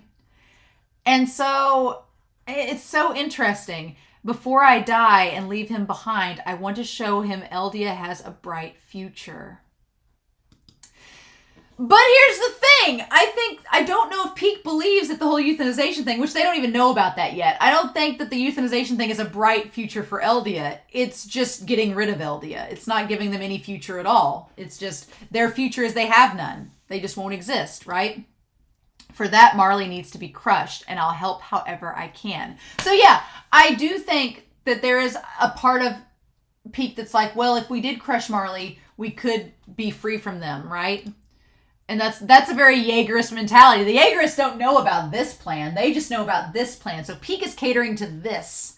And it makes sense because Pieck doesn't know about the euthanization. So as far as Eren's concerned, she's just kind of in the same boat as the Jaegerists and Elena and them. They just want to crush Marley Elena knows the plan, but they just want to crush Marley to seemingly free Eldia from them. And she leans into him. I love it. And she's so much shorter than Eren too. Pieck is like at his chest. Eren has grown a lot, the last 4 years. And poor Pieck, she's tiny. If we can slaughter Marley, I'll do whatever it takes. And Eren looking at her, like sizing her up. Like, do I trust her or not? Or do I just... And I think that there's a part of Eren, he's like, I don't trust her, but I want to see what she does. It's just like a curiosity. Like, curiosity killed the cat, but Eren's obviously not read that story. So he's just like, okay. All right, I'll play your game. I'll play along and see where this takes me. Sure. And they just look at each other, and Pieck has just the poker face. I also realized that Pieck and Annie have the same nose. Pieck and Annie have the broad noses. Both of them do. It's interesting. But all right. The mastermind of the attack on Marley was Zeke. Like, Gabby tells Pieck that, and Pieck looks down at her like, oh, are you gonna get involved in this? So yeah, Gabby's like, the mastermind behind Liberio and the internment zone was Zeke. Like, Zeke hurt our people. And she's like, now you? Then what have we been fighting for? Like, and Gabby, again, this is tying back to Gabby's whole worldview. She's like, my friends and family died because of Zeke. Because of Zeke and Eren attacking the internment zone. She's like, and now you're going to side with them? Like, how does that help your father? You know? That's Gabby's logic. She's like, once the world knows that we're good Eldians, won't they let us go free? And here's the thing. I think that Pieck takes this moment to impart some truth to Gabby. Because I think Pieck understands what she's about to say is true, and she wants Gabby to understand it as well, moving forward. And I think it's important that because Gabby's like, you're the same as Zeke, you're a traitor. And I like that Pieck is like, Gabby, look. Are we Marlians or are we Eldians? What do you think? And that kind of ties back to the whole thing that's been coming up in the comments with season 4. A lot of people have pointed out that despite the situation with Eldia and with Marley, despite the situation where, yeah, the Eldians do not have it easy. They are oppressed. But there's a weird thing within the system where you have characters like Magath and the guards, and even Kozlo to an extent, that they've formed this bond with the Eldians. And here's the thing, they formed bonds through violence. Oh my god, it's going back to Friends. It's going back to Friends, damn it! Niccolo and Magath, oh my god, and Kozlo, it's just hitting me, and the guards, yeah. So these Marlians, they became friends with the Eldians through violence. That's the miracle, right? That's the miracle. It's just that the rest of Marley hasn't been privy to war. They've not had to fight in these wars, so they don't understand the stakes. They don't get what the Eldians had to go through. So that ties to why Magath wants the conscription. He wants the conscription because he wants Marlians to be in the same boat as the Eldians so that they understand how pointless this all is. That's it. So when Pieck asks Gabby, she's like, are we Marlians or are we Eldians? Because it's kind of merged at this point, right? But only for the Marlians that understand what the Eldians are going through. It's that through that violence, there's that understanding. So it makes sense that Magath, part of his whole thing is in restructuring the military and everything. He's like, I want to get it to the point where the Marlians understand where the warriors are coming from. He's like, and I said back in episode 2, he wanted to, and I can't wait to rewatch the series at this point, where he wanted to break down and get to where we weren't using Titans, and he wants to do that still, but he wants to stop the warrior candidate program because he sees that it's just perpetuating this cycle. Oh my god, yeah. Okay, the recap's gonna be a lot of fun. Yep, okay. And she says, we're honorary Marlians. And she says, wrong. We are subjects of Ymir. That's the one truth we can't escape.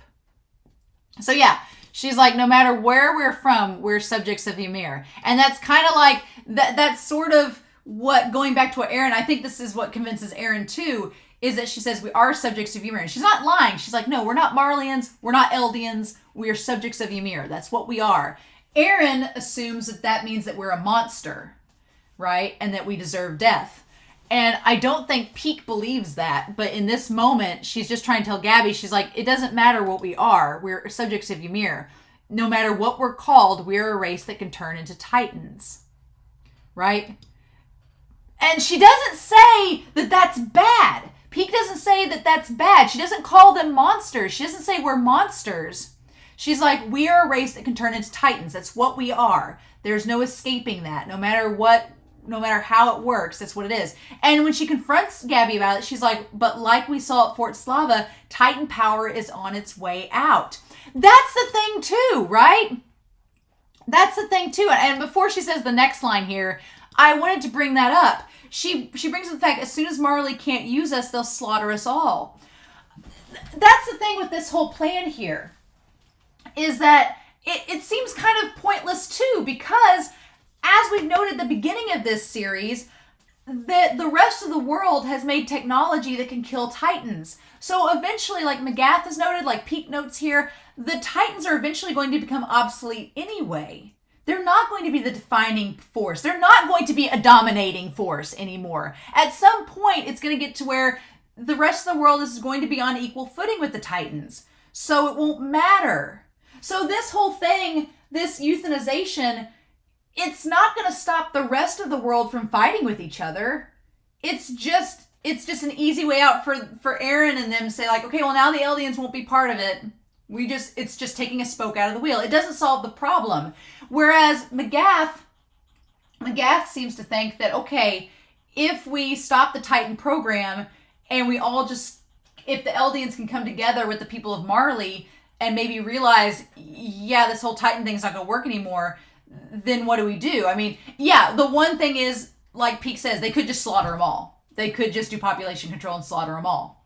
They could. But if you have people like Niccolo and Magath and Kozlo and the guards that had formed relationships with them, it's hard to slaughter a comrade, right? It's hard to slaughter a friend. Eren hasn't done that with Mikasa and Armin because he cares about them. Magath and them care about the warrior candidates because they spent all this time with them and gotten to know them and realize that they're people too. So, yeah, they could slaughter them all. But the same thing could happen here. After they euthanize all the people of Parody and all the people of Eldia, the rest of the world could still slaughter them. And that's what Jean points out later on. So where are we at, you know?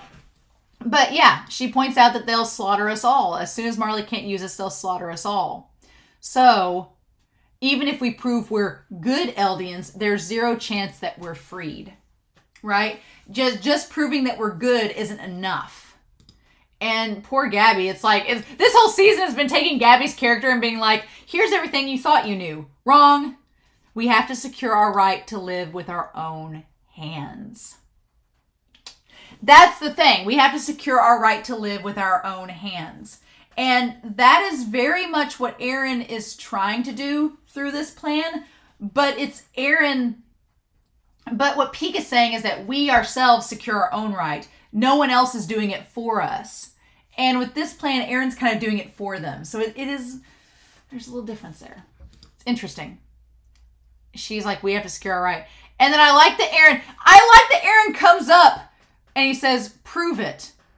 If you're going to cooperate us, show us that you mean it. So at this point, Pieck is singing to Eren's tune. Pieck is saying exactly what Eren wants to hear. She is saying exactly his viewpoint, right? And I like that she turns around and he's like, prove it. And then you look at his finger and he's taken his nail and he's cut his finger. And Pieck's like, okay, I'll show you where my comrades are, if that'll do it. And Gabby's like, excuse me? And he's like, how?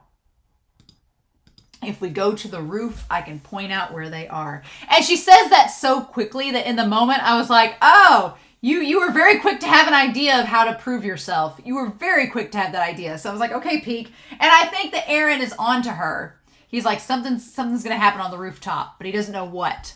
So they take precautions. Oh my God. And then, yeah. And I like that Eren, he says, fine. And he heals the cut. Oh my God. Oh, Pieck and Eren. What a confrontation. I did not think I needed that in my life. But it's been one of my favorite things, maybe about this season. Maybe one of my favorite things has been the Pieck Eren confrontation. It's great. So then we cut back to Plan B over here, where Armin says, stop children from being born. And Elena, and while Elena is explaining the plan, this other guy and Anyan are like putting the towel over Grease. We need to put Grease on the list of the dead. I had not thought about that, but Grease, episode 16, Grease is dead. He did. All right. Our last death of the season of part 1. That's Zeke's euthanization plan. I make note it's Zeke's. This was Zeke's plan from the start.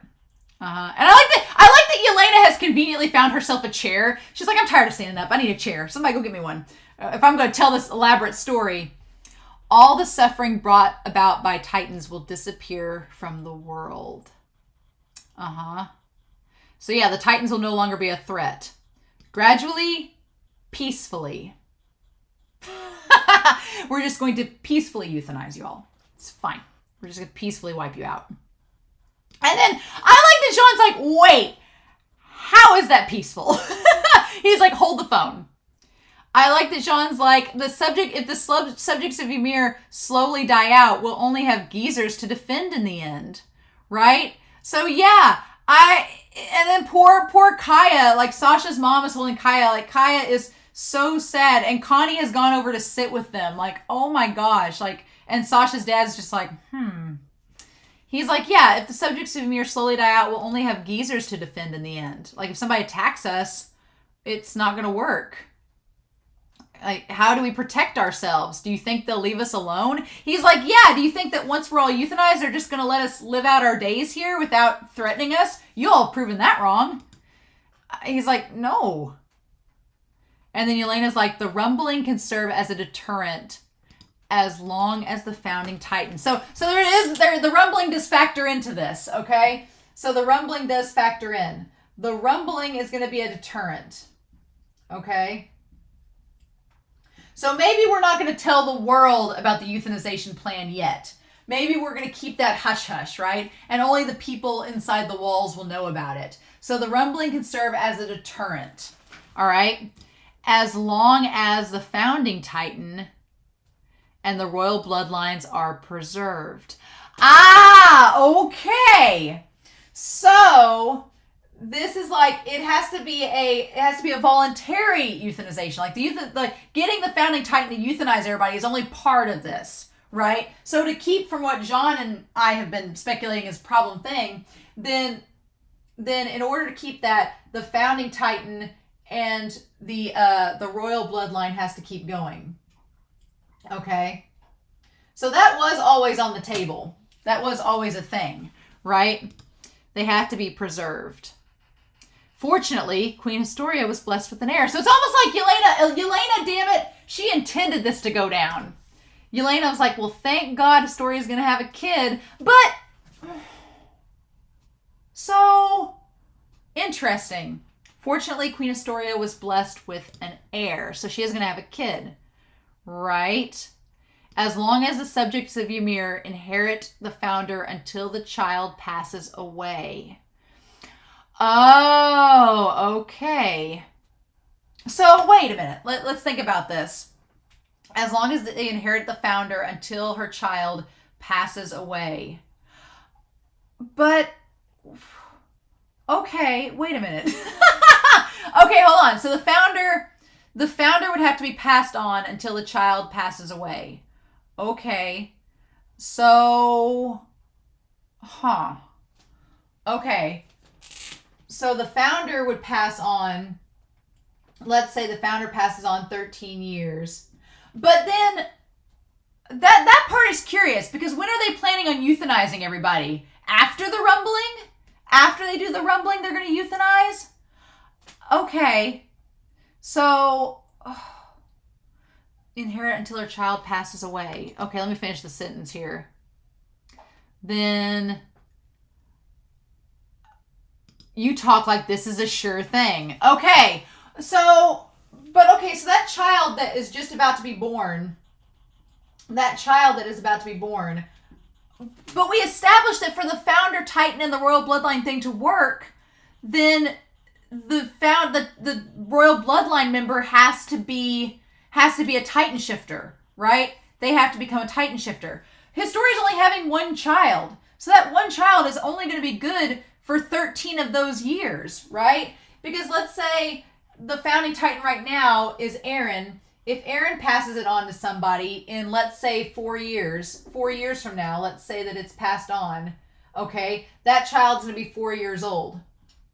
All right? Zeke will be dead by this point. Zeke is no more, right? So Zeke is no more. So, okay, so Zeke would be dead by this point. He's out of the equation. That child would be 4 years old when someone inherits Eren's titan, okay? So we're assuming that in those 4 years, Historia,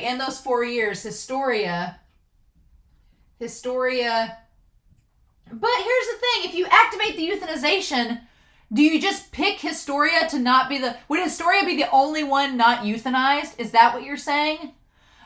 But it wouldn't, so Historia would not be euthanized? Is that what we're saying? Because she would have to, because the idea is that you euthanize everybody and they die out in 100 years, okay? So you have now, and then in 100 years, there'd be no more Eldians, okay? Okay? All right. That's the plan. So the idea is that this child is born now, okay? And in 4 years, Eren dies, and there's a new founding titan, and that child would be 4 at the time, okay? And then, so that person would have 13 years, and so the child would be 17 at that point. So the first child would be 17, okay? And if they inherited it, so the royal family member would have to inherit, well, you couldn't inherit, So, okay, so Historia, but, okay, oh my God. It's like, well, shit, let me think about this. Okay, I'm going to have to flip Whiteboard Coon over because, all right, I'm not a mathematician, so bear with me. But the idea is that we have from now, so now everyone but Historia would be euthanized. Okay, well, if that's the case, then who's going to reproduce with Historia to have more kids? Or who's going to have kids with their kids? Right? How's that going to work? So there'd have to be some people left behind that could have children, right? Right? So somebody has to be the daddy. Somebody's got to be the daddy in all this, right? So if everybody but Historia is euthanized, we have the child born now. Is the child not going to be euthanized? Either? Is that going to be the case? Is Historia and her child going to be spared? Let's say that Historia and the child are spared. They're not euthanized. Somebody's got to be the father. So there has to be at least one other person not euthanized, right? Maybe? Because you've got, in 4 years, the founding titan is going to go from Eren to someone else. And then that's going to be 13 years. Okay. And then it has to go to somebody else. And then I think what they say, like, it had to be 4 or 5 generations, 13 years. Okay. So in 13 years, when that first founding titan is over, then the child will be 17. Okay. I'm just trying to figure this out, that if the kid's not euthanized and neither is Historia, then in those 4 years, are they expecting Historia to just have more kids? So if they keep her and Farmhand Coon from being euthanized, and they're just like keep having more kids, and then eventually they're going to keep, okay, so essentially, is Eren just going to try to collect all the Beast Titan? The Beast Titan, it depends. I'm curious who's supposed to inherit Zeke. Who is Zeke going to? All right? Because Zeke was going to go to Historia, right? But if Historia inherits the Beast Titan, I guess that's the idea. Yeah, that's the idea. Historia's going to inherit the Beast Titan and then have 13 years left. Can't she have a child? Can't she have a child while she's in the Beast Titan? While she's the Titan Shifter? Because if she inherits the Beast Titan this year, then in 13 years that kid's going to be 17. Okay? And then the founding Titan is going to go to the person after whoever Eren gives it to. So if that's the case and the child inherits the Beast Titan, they only have 13 more years. So that just means they'll be 30. That's only 30 years. That's not 100 years, right? That leaves 70 years where, for the recap, I'm going to have to think this out. And I'm sure that by the time I get to the recap, y'all would have commented about this. But that child will only be 30 by the time that they're done being the Beast Titan, and then it has to pass on to somebody else. So are they assuming that the child who wouldn't have been euthanized either would have a kid with somebody and have someone that could take their place and just do that until... Again, like Jean says, you talk like this is a sure thing. I'm going to have to map this out. I'm going to have to map it out for the recap and be like, how does this plan work? How does this work? You talk like this is a sure thing. Like nothing's going to go wrong. And then Elena says, well, sure things, certainties, no nation can claim to have them. So yeah, nothing's set in stone, right? But each one has its own share of problems. Yeah, absolutely. But there's one certainty, and that's the threat of the Titans. So what she's saying is, yeah, this plan's not perfect. There's a lot that doesn't quite add up, but that's sort of formalities. That blah, blah, blah. Doesn't matter. What matters is that the Titans are a threat, and we need to get rid of them. And then I love that Connie and them are just like, excuse me? She's like, there's one certainty. Their history of tears and bloodshed will be put to an end by Eren and Zeke. I want to say for the record, Jean with his sleeves rolled up, doing it. But yeah, and she's just so, like, on the verge of tears herself. She's so happy that their history of tears and bloodshed will be put to an end by Eren and Zeke. I'm like, yeah, the Titans are going to end, but that's not going to solve the world's conflicts. And she says, I don't know how long humanity will last. Like, she's just as nihilistic as they are. She doesn't think that humanity will last long after that. But it's hard to think that a greater feat will ever come to pass. She's like, well, who knows how long humanity will last once the Titans are gone. But we made a great moment in history, didn't we? We did what no one thought we could, didn't we? She's like, people will speak of the brothers as legends for millennia to come. Well, so she thinks humanity's going to last at least another 2,000 years, right? God. Like gods of the past. Saying that they're like gods of the past. And again, that ties kind of to Christianity a little bit because it's been, 2,000 years since then. It's been supposedly, it's 2080, 2021. So the timelines are syncing up there a little bit. So Elena just believes that they'll be viewed as gods of the past. Eren and Zeke. They're going to be legends.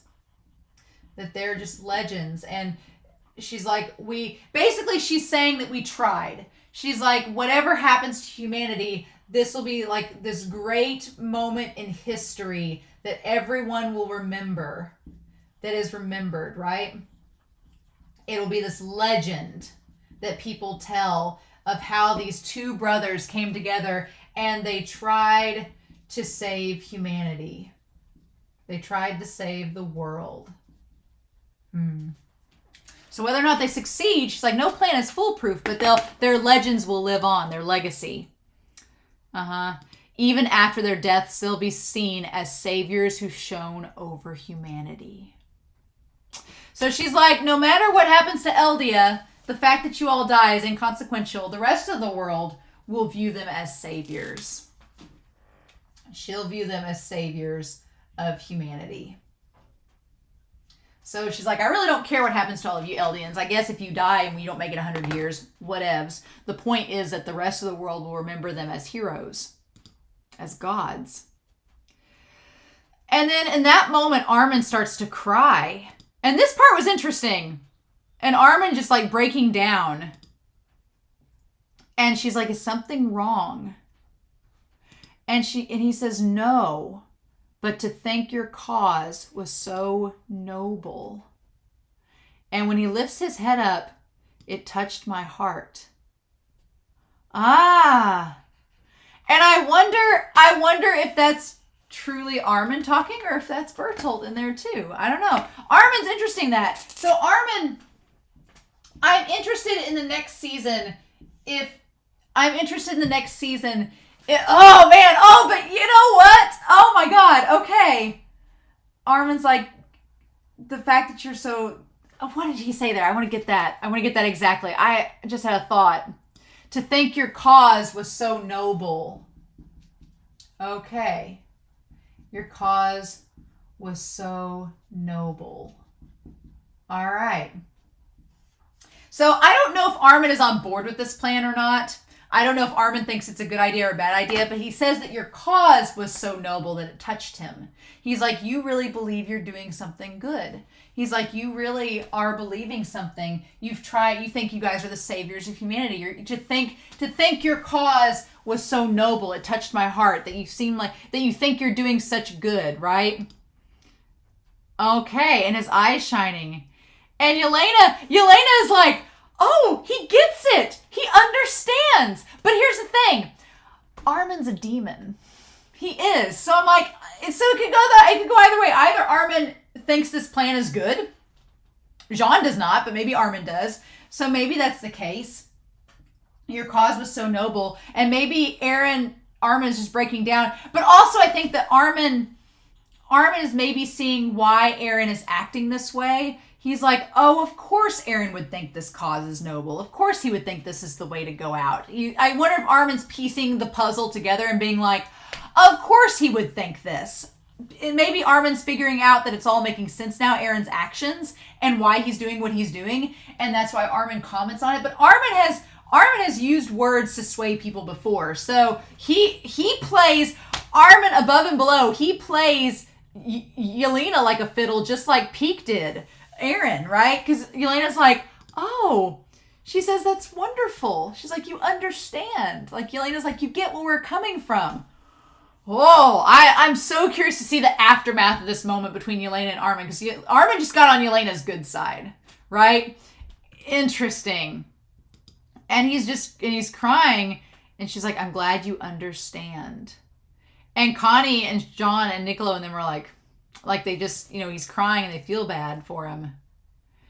And then that's when they come to get Elena, and she's just like, oh, invaders, come quick. And then instantly Armin's like, okay, the enemy was here, someone was killed. And that's where they see the guy that Pieck killed. Okay. And they're all putting on the ODM gear, the anti-personnel gear. Okay. All right. Okay. Did she betray Marley? That's what Jaeger said. Okay, what's all the ruckus about? Okay, so Pieck's got on board. And then poor Falco with his little bandage. And I like that Niall's watching Falco. Niall's watching him. Okay. Because Niall has a family. He has a wife and kids. So he'd be apt to know how to calm a kid down. And he's like, what's all the ruckus about? And so they've chained. Eren's like, I've chained you and Gabby together. And she's like, is it safe to say you and I are allies now? And Eren's like, if you can point out the other invaders. If you can prove that we're allies.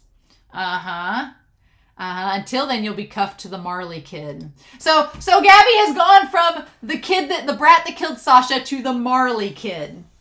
The Marley kid. Like, not even lumping her in with the Eldians. Not even lumping her in with Parody and the rest of them. No, she's still outside. She's still not one of us. She's the Marley kid.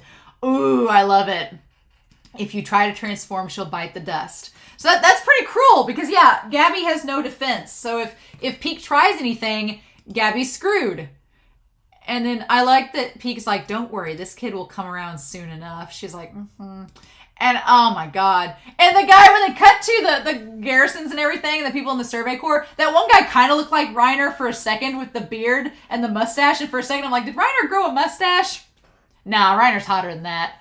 So they bring them up and they're like, that bitty thing is a Marley soldier. She's an ally. And I love this. And she's like, hi there. God, I love Piek.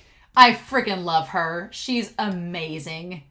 I'm on the simp train for Piek because I love that. She's just like, hey guys, hey boys. And then there's Porco. Oh, there he is. My brain, I wasn't seeing him. Oh my God, there he is. Yes. Oh my God. Porco's right there. I missed it. Oh, I can't believe I missed it because I was too busy looking at the front where all those guys are blushing and they're like, oh, They're like, oh, my brain, did I even call out Porco's name during the reaction? I don't remember. My brain was just like, I was so focused on these guys being like so entranced by her because she is deserving of simping. And Porco's just looking at her like, this is why I think Porco and Pieck are a ship, because Porco is like, has that look on his face like, really, Pieck, you take time now of all times to flirt. Like, you should only be flirting with me. Like, I didn't realize that was Porco there. That just made my day. Oh my god, yes. Oh, I love it. I missed it. I missed the reveal. God, I feel dumb now. Amazing. And then she's like, where is Falco? Gabby's like, I need to know where he is. And he's like, Falco's here too, but he drank some of Zeke's spinal fluid. And both of them, both Pieck and Gabby, are like, well, no shit. And they're like, how? And he says, who knows? They're saying the wine with the spinal fluid got into his mouth. And then Gabby's like, is that when Gabby's putting two to two together? She says, it's my fault again. So Gabby is like, she's like, everything is happening to Falco. It's my fault. Like, I brought him on this airship. I nearly got him killed. It's my fault, the spinal fluid that got into his mouth, like when the wine bottle, like she's put all two and two together, and it's so sad that she blames herself. She's like, which she's not wrong, but it's sad that she's like, it's my fault again. And Pieck's like, And so then Pieck says, I see, you took over the military with Zeke's spinal fluid, because Pieck would know this has been a routine thing that they've done in other places too, so Pieck's in on the trade secret. Do you know why Zeke even has an ability like that? And Eren says, beats me. Do you know? I love it. I love this as they're walking up the stairs. They're not looking at each other. And Eren's just like, he's so dead-eyed. They're just trying to feel each other out and see what each other knows. And she's like, no, other than Zeke himself, nobody knows. And I love that at the moment here, when he turns back to look at her, she stops. And Eren is in the shadows, right? And she says, ever since I met him, I felt like Zeke was telling lie after lie. And I love this. She says, 4 years ago, I confirmed that hunch when he met you. Only with you did his words seem true. Believe me, I know what you're going through, Eren. Someday I'm coming back to rescue you. Yeah, oh my gosh. If anyone, I thought he'd tell you about his secret power. For example, like he can draw out the founding Titan's powers or something. Like she's figured it out. She knows. She knows. She knows exactly what's happening. Yep. Like he can draw out the founding Titan's powers or something. She knows what's up. Pieck knows. She's just trying to weed it out of Eren. Yeah. And it's like she's simultaneously planting the seeds. She's doing multiple things in this moment. It's kind of great. She is, one, trying to feel Eren out to see if he knows that him and Zeke need to get together for this plan to work. If she's figured that out. She's trying to figure that out. She's trying to figure out, two, to confirm Zeke's betrayal and how long he's known he's had the Royal Titan ability. She's trying to feel that out, too. She's also trying to plant some seeds of doubt into Eren, I feel, being like, Zeke has told lie after lie. Like, he's not afraid to lie. So he could betray you. You don't know that. Like, she's planting that seed. But she's also simultaneously saying that the only time he's ever seemed truthful is with you. So she's saying that Zeke is a very deceitful person and he's not afraid to lie. And we've seen from childhood, Zeke has not been afraid to lie. He's like a compulsive liar. He'll do what he has to do to survive and get what he wants out of the situation. So Pieck is like, Zeke will lie to anybody, but you have Zeke's trust. Zeke trusts you. Right? So Pieck is like setting up, she's planting little things here. And I'm wondering like what Eren is going to take from this conversation. Like how much Pieck knows. God, Pieck's so smart. But just figuring it out. That's Pieck for you. Yeah, she's laying so much groundwork here. It's incredible. And then and it's almost like Eren, the door opens up and the light shines through on Eren's face. And he almost looks amused. He looks amused at Pieck, like he almost has figured her out too and knows what she's doing. He's like, I know you're trying to play me. Okay. I love this. It's great. And that's when we see Elena and them up on the rooftop. Oh, you shaved your beard. I thought it suited you. So Pieck's like saying, I knew it was you. bitch.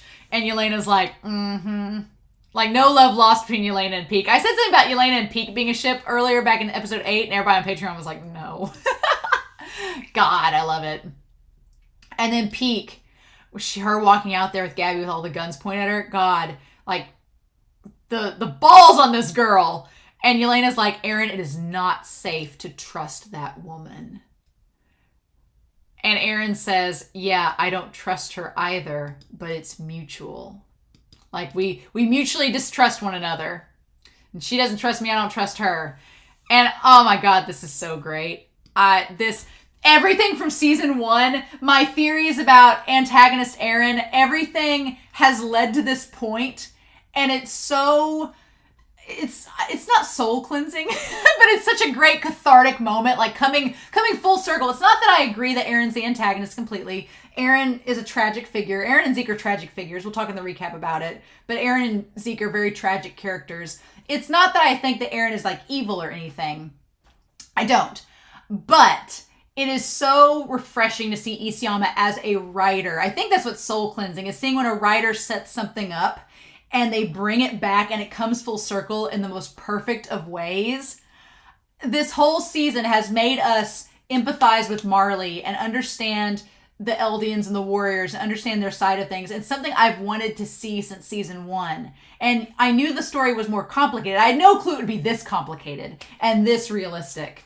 But it's so refreshing to see a writer plant something early on and for it to all come full circle and pay off. And this is the moment it all pays off. It's like, it's so damn brilliant. She's like, by the way, aren't you using the Founding Titan's powers? Where's Zeke?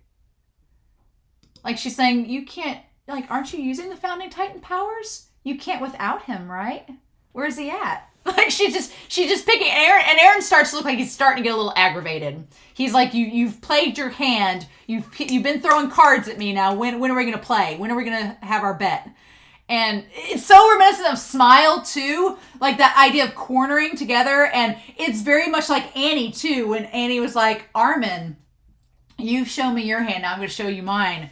Oh, God, I love it. I love this parallel. And he's like, oh, you'll find out soon enough where Zeke's at. But it's a nice jab to it, Eren, that Pieck's like, well, you have the Founding Titan's powers, right? So why haven't you activated your plan? Do you not have Zeke here? If you had Zeke here, you would have already done it. So clearly you don't. Like, she's piecing it together, like putting together 2 and 2. And Eren's like, well, you'll find out soon enough. But, oh, man, Pieck can keep cooler. Pieck can keep calmer longer than Eren can. And Gabby's just like, what are we going to do? And he says, show me, where is the enemy? And it's such a parallel to Erwin. He's like, tell me, Eren, where is the enemy? And Yelena's having him hold the fire. And, okay, he had the zap in his hand. He cut his finger again. He was ready to transform. And I love that moment. This standoff between them, God, it's so good. And Eren just has that stance like he's ready to rumble. And Pieck's just like, okay, Gabby, here's where the show starts. And I love that Gabby flinches and Pieck grabs her hand and squeezes it. And I love that moment where she's like, it's going to be okay, Gabby. Like, it's going to be fine. And like she could die at this moment, but she's like, trust me. And that point, the finger there. Oh my God. Oh my God. Oh my God. And it's pointing at the Jaegerists, it's pointing at Yelena, and it's pointed at Eren. There is the enemy. Oh my God. All 3 of them together in that shot. Like, they could have just focused on Eren, but they deliberately put in Yelena and the Jaegerist, the man that has the Jaegerist bandana. That's so deliberate. Oh my God. I love this moment. And Eren's just like, really? And she's like, yeah. And then she grabs her and, oh my God, the look on Eren's face. Oh my God, where she grabs and moves and Eren gets surprised and there comes Porco. And then, yeah, payback from earlier, him biting off Eren's legs. And Yelena and Onion are like, oh my God. And yeah, I love it. Him getting his legs bitten off. But he transforms anyway because the idea is that you get injured after you transform. That's the point, right? And then they can hear it from above and below. the devil's fighting above and the devil's trapped below, right? Or you have the demons fighting above and you have the angels below, right? You could look at it that way too. Oh my God. And Connie's like, what? And then he's like, it's begun. Yeah, we've started this fight. And then Pixis knows too. He's like, the Titans have started to move. And Falco knows. I love this moment too, where it's just Porco. It calls back to episode 1 where Porco saved her. And then she's like, I knew it wouldn't be easy. And then she's like, Pieck, you're not a traitor. And Pieck's like, Gabby, did you think I would sell out my comrades? And she's like, but you said we have no future fighting for Marley. And Pieck says, look. And her brother, her cousin Reiner, she's like, I don't trust Marley. I love that. But I do trust the comrades I fought alongside. And that's the whole deal. That's the whole thing with McGath. That's the whole thing with this, is that that goes back to how they said earlier on in the series, in this season, that McGath and them, that these fighters, they would trust a general more. That goes back to, I think that goes back to, it goes back to Shiga and Sheena. It goes back to Parody, where they were talking about Erwin and Hanji. We're talking about Erwin, that they would trust a person in the government more than they would royalty.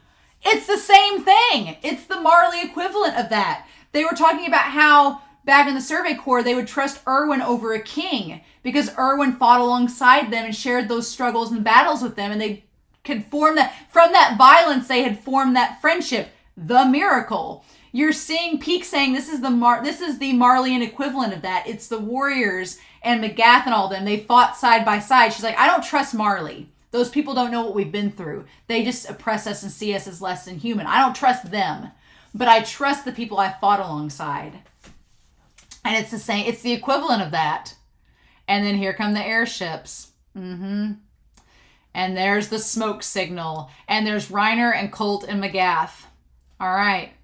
They've exposed his location. So they just lured Eren out, the founding Titan. And Reiner's like, God, here we go again. Reiner's like, how many times we gotta do this? What round are we on? And they say, let's go get revenge for Liberio. We'll put an end to this guy. And Reiner's like, okay. And they knows Gabby's down there. And Eren's just like, bring it on. Like, let's do this. And he's like, bring it on, Reiner. I love that it's Reiner. He just singles out Reiner. I'm like, okay. Because he knows Reiner's up there and he's going to fight him. Okay. God. Ah! Oh my God. Oh my God. So yeah. Oh man. Oh God. The recap's going to be a lot of fun.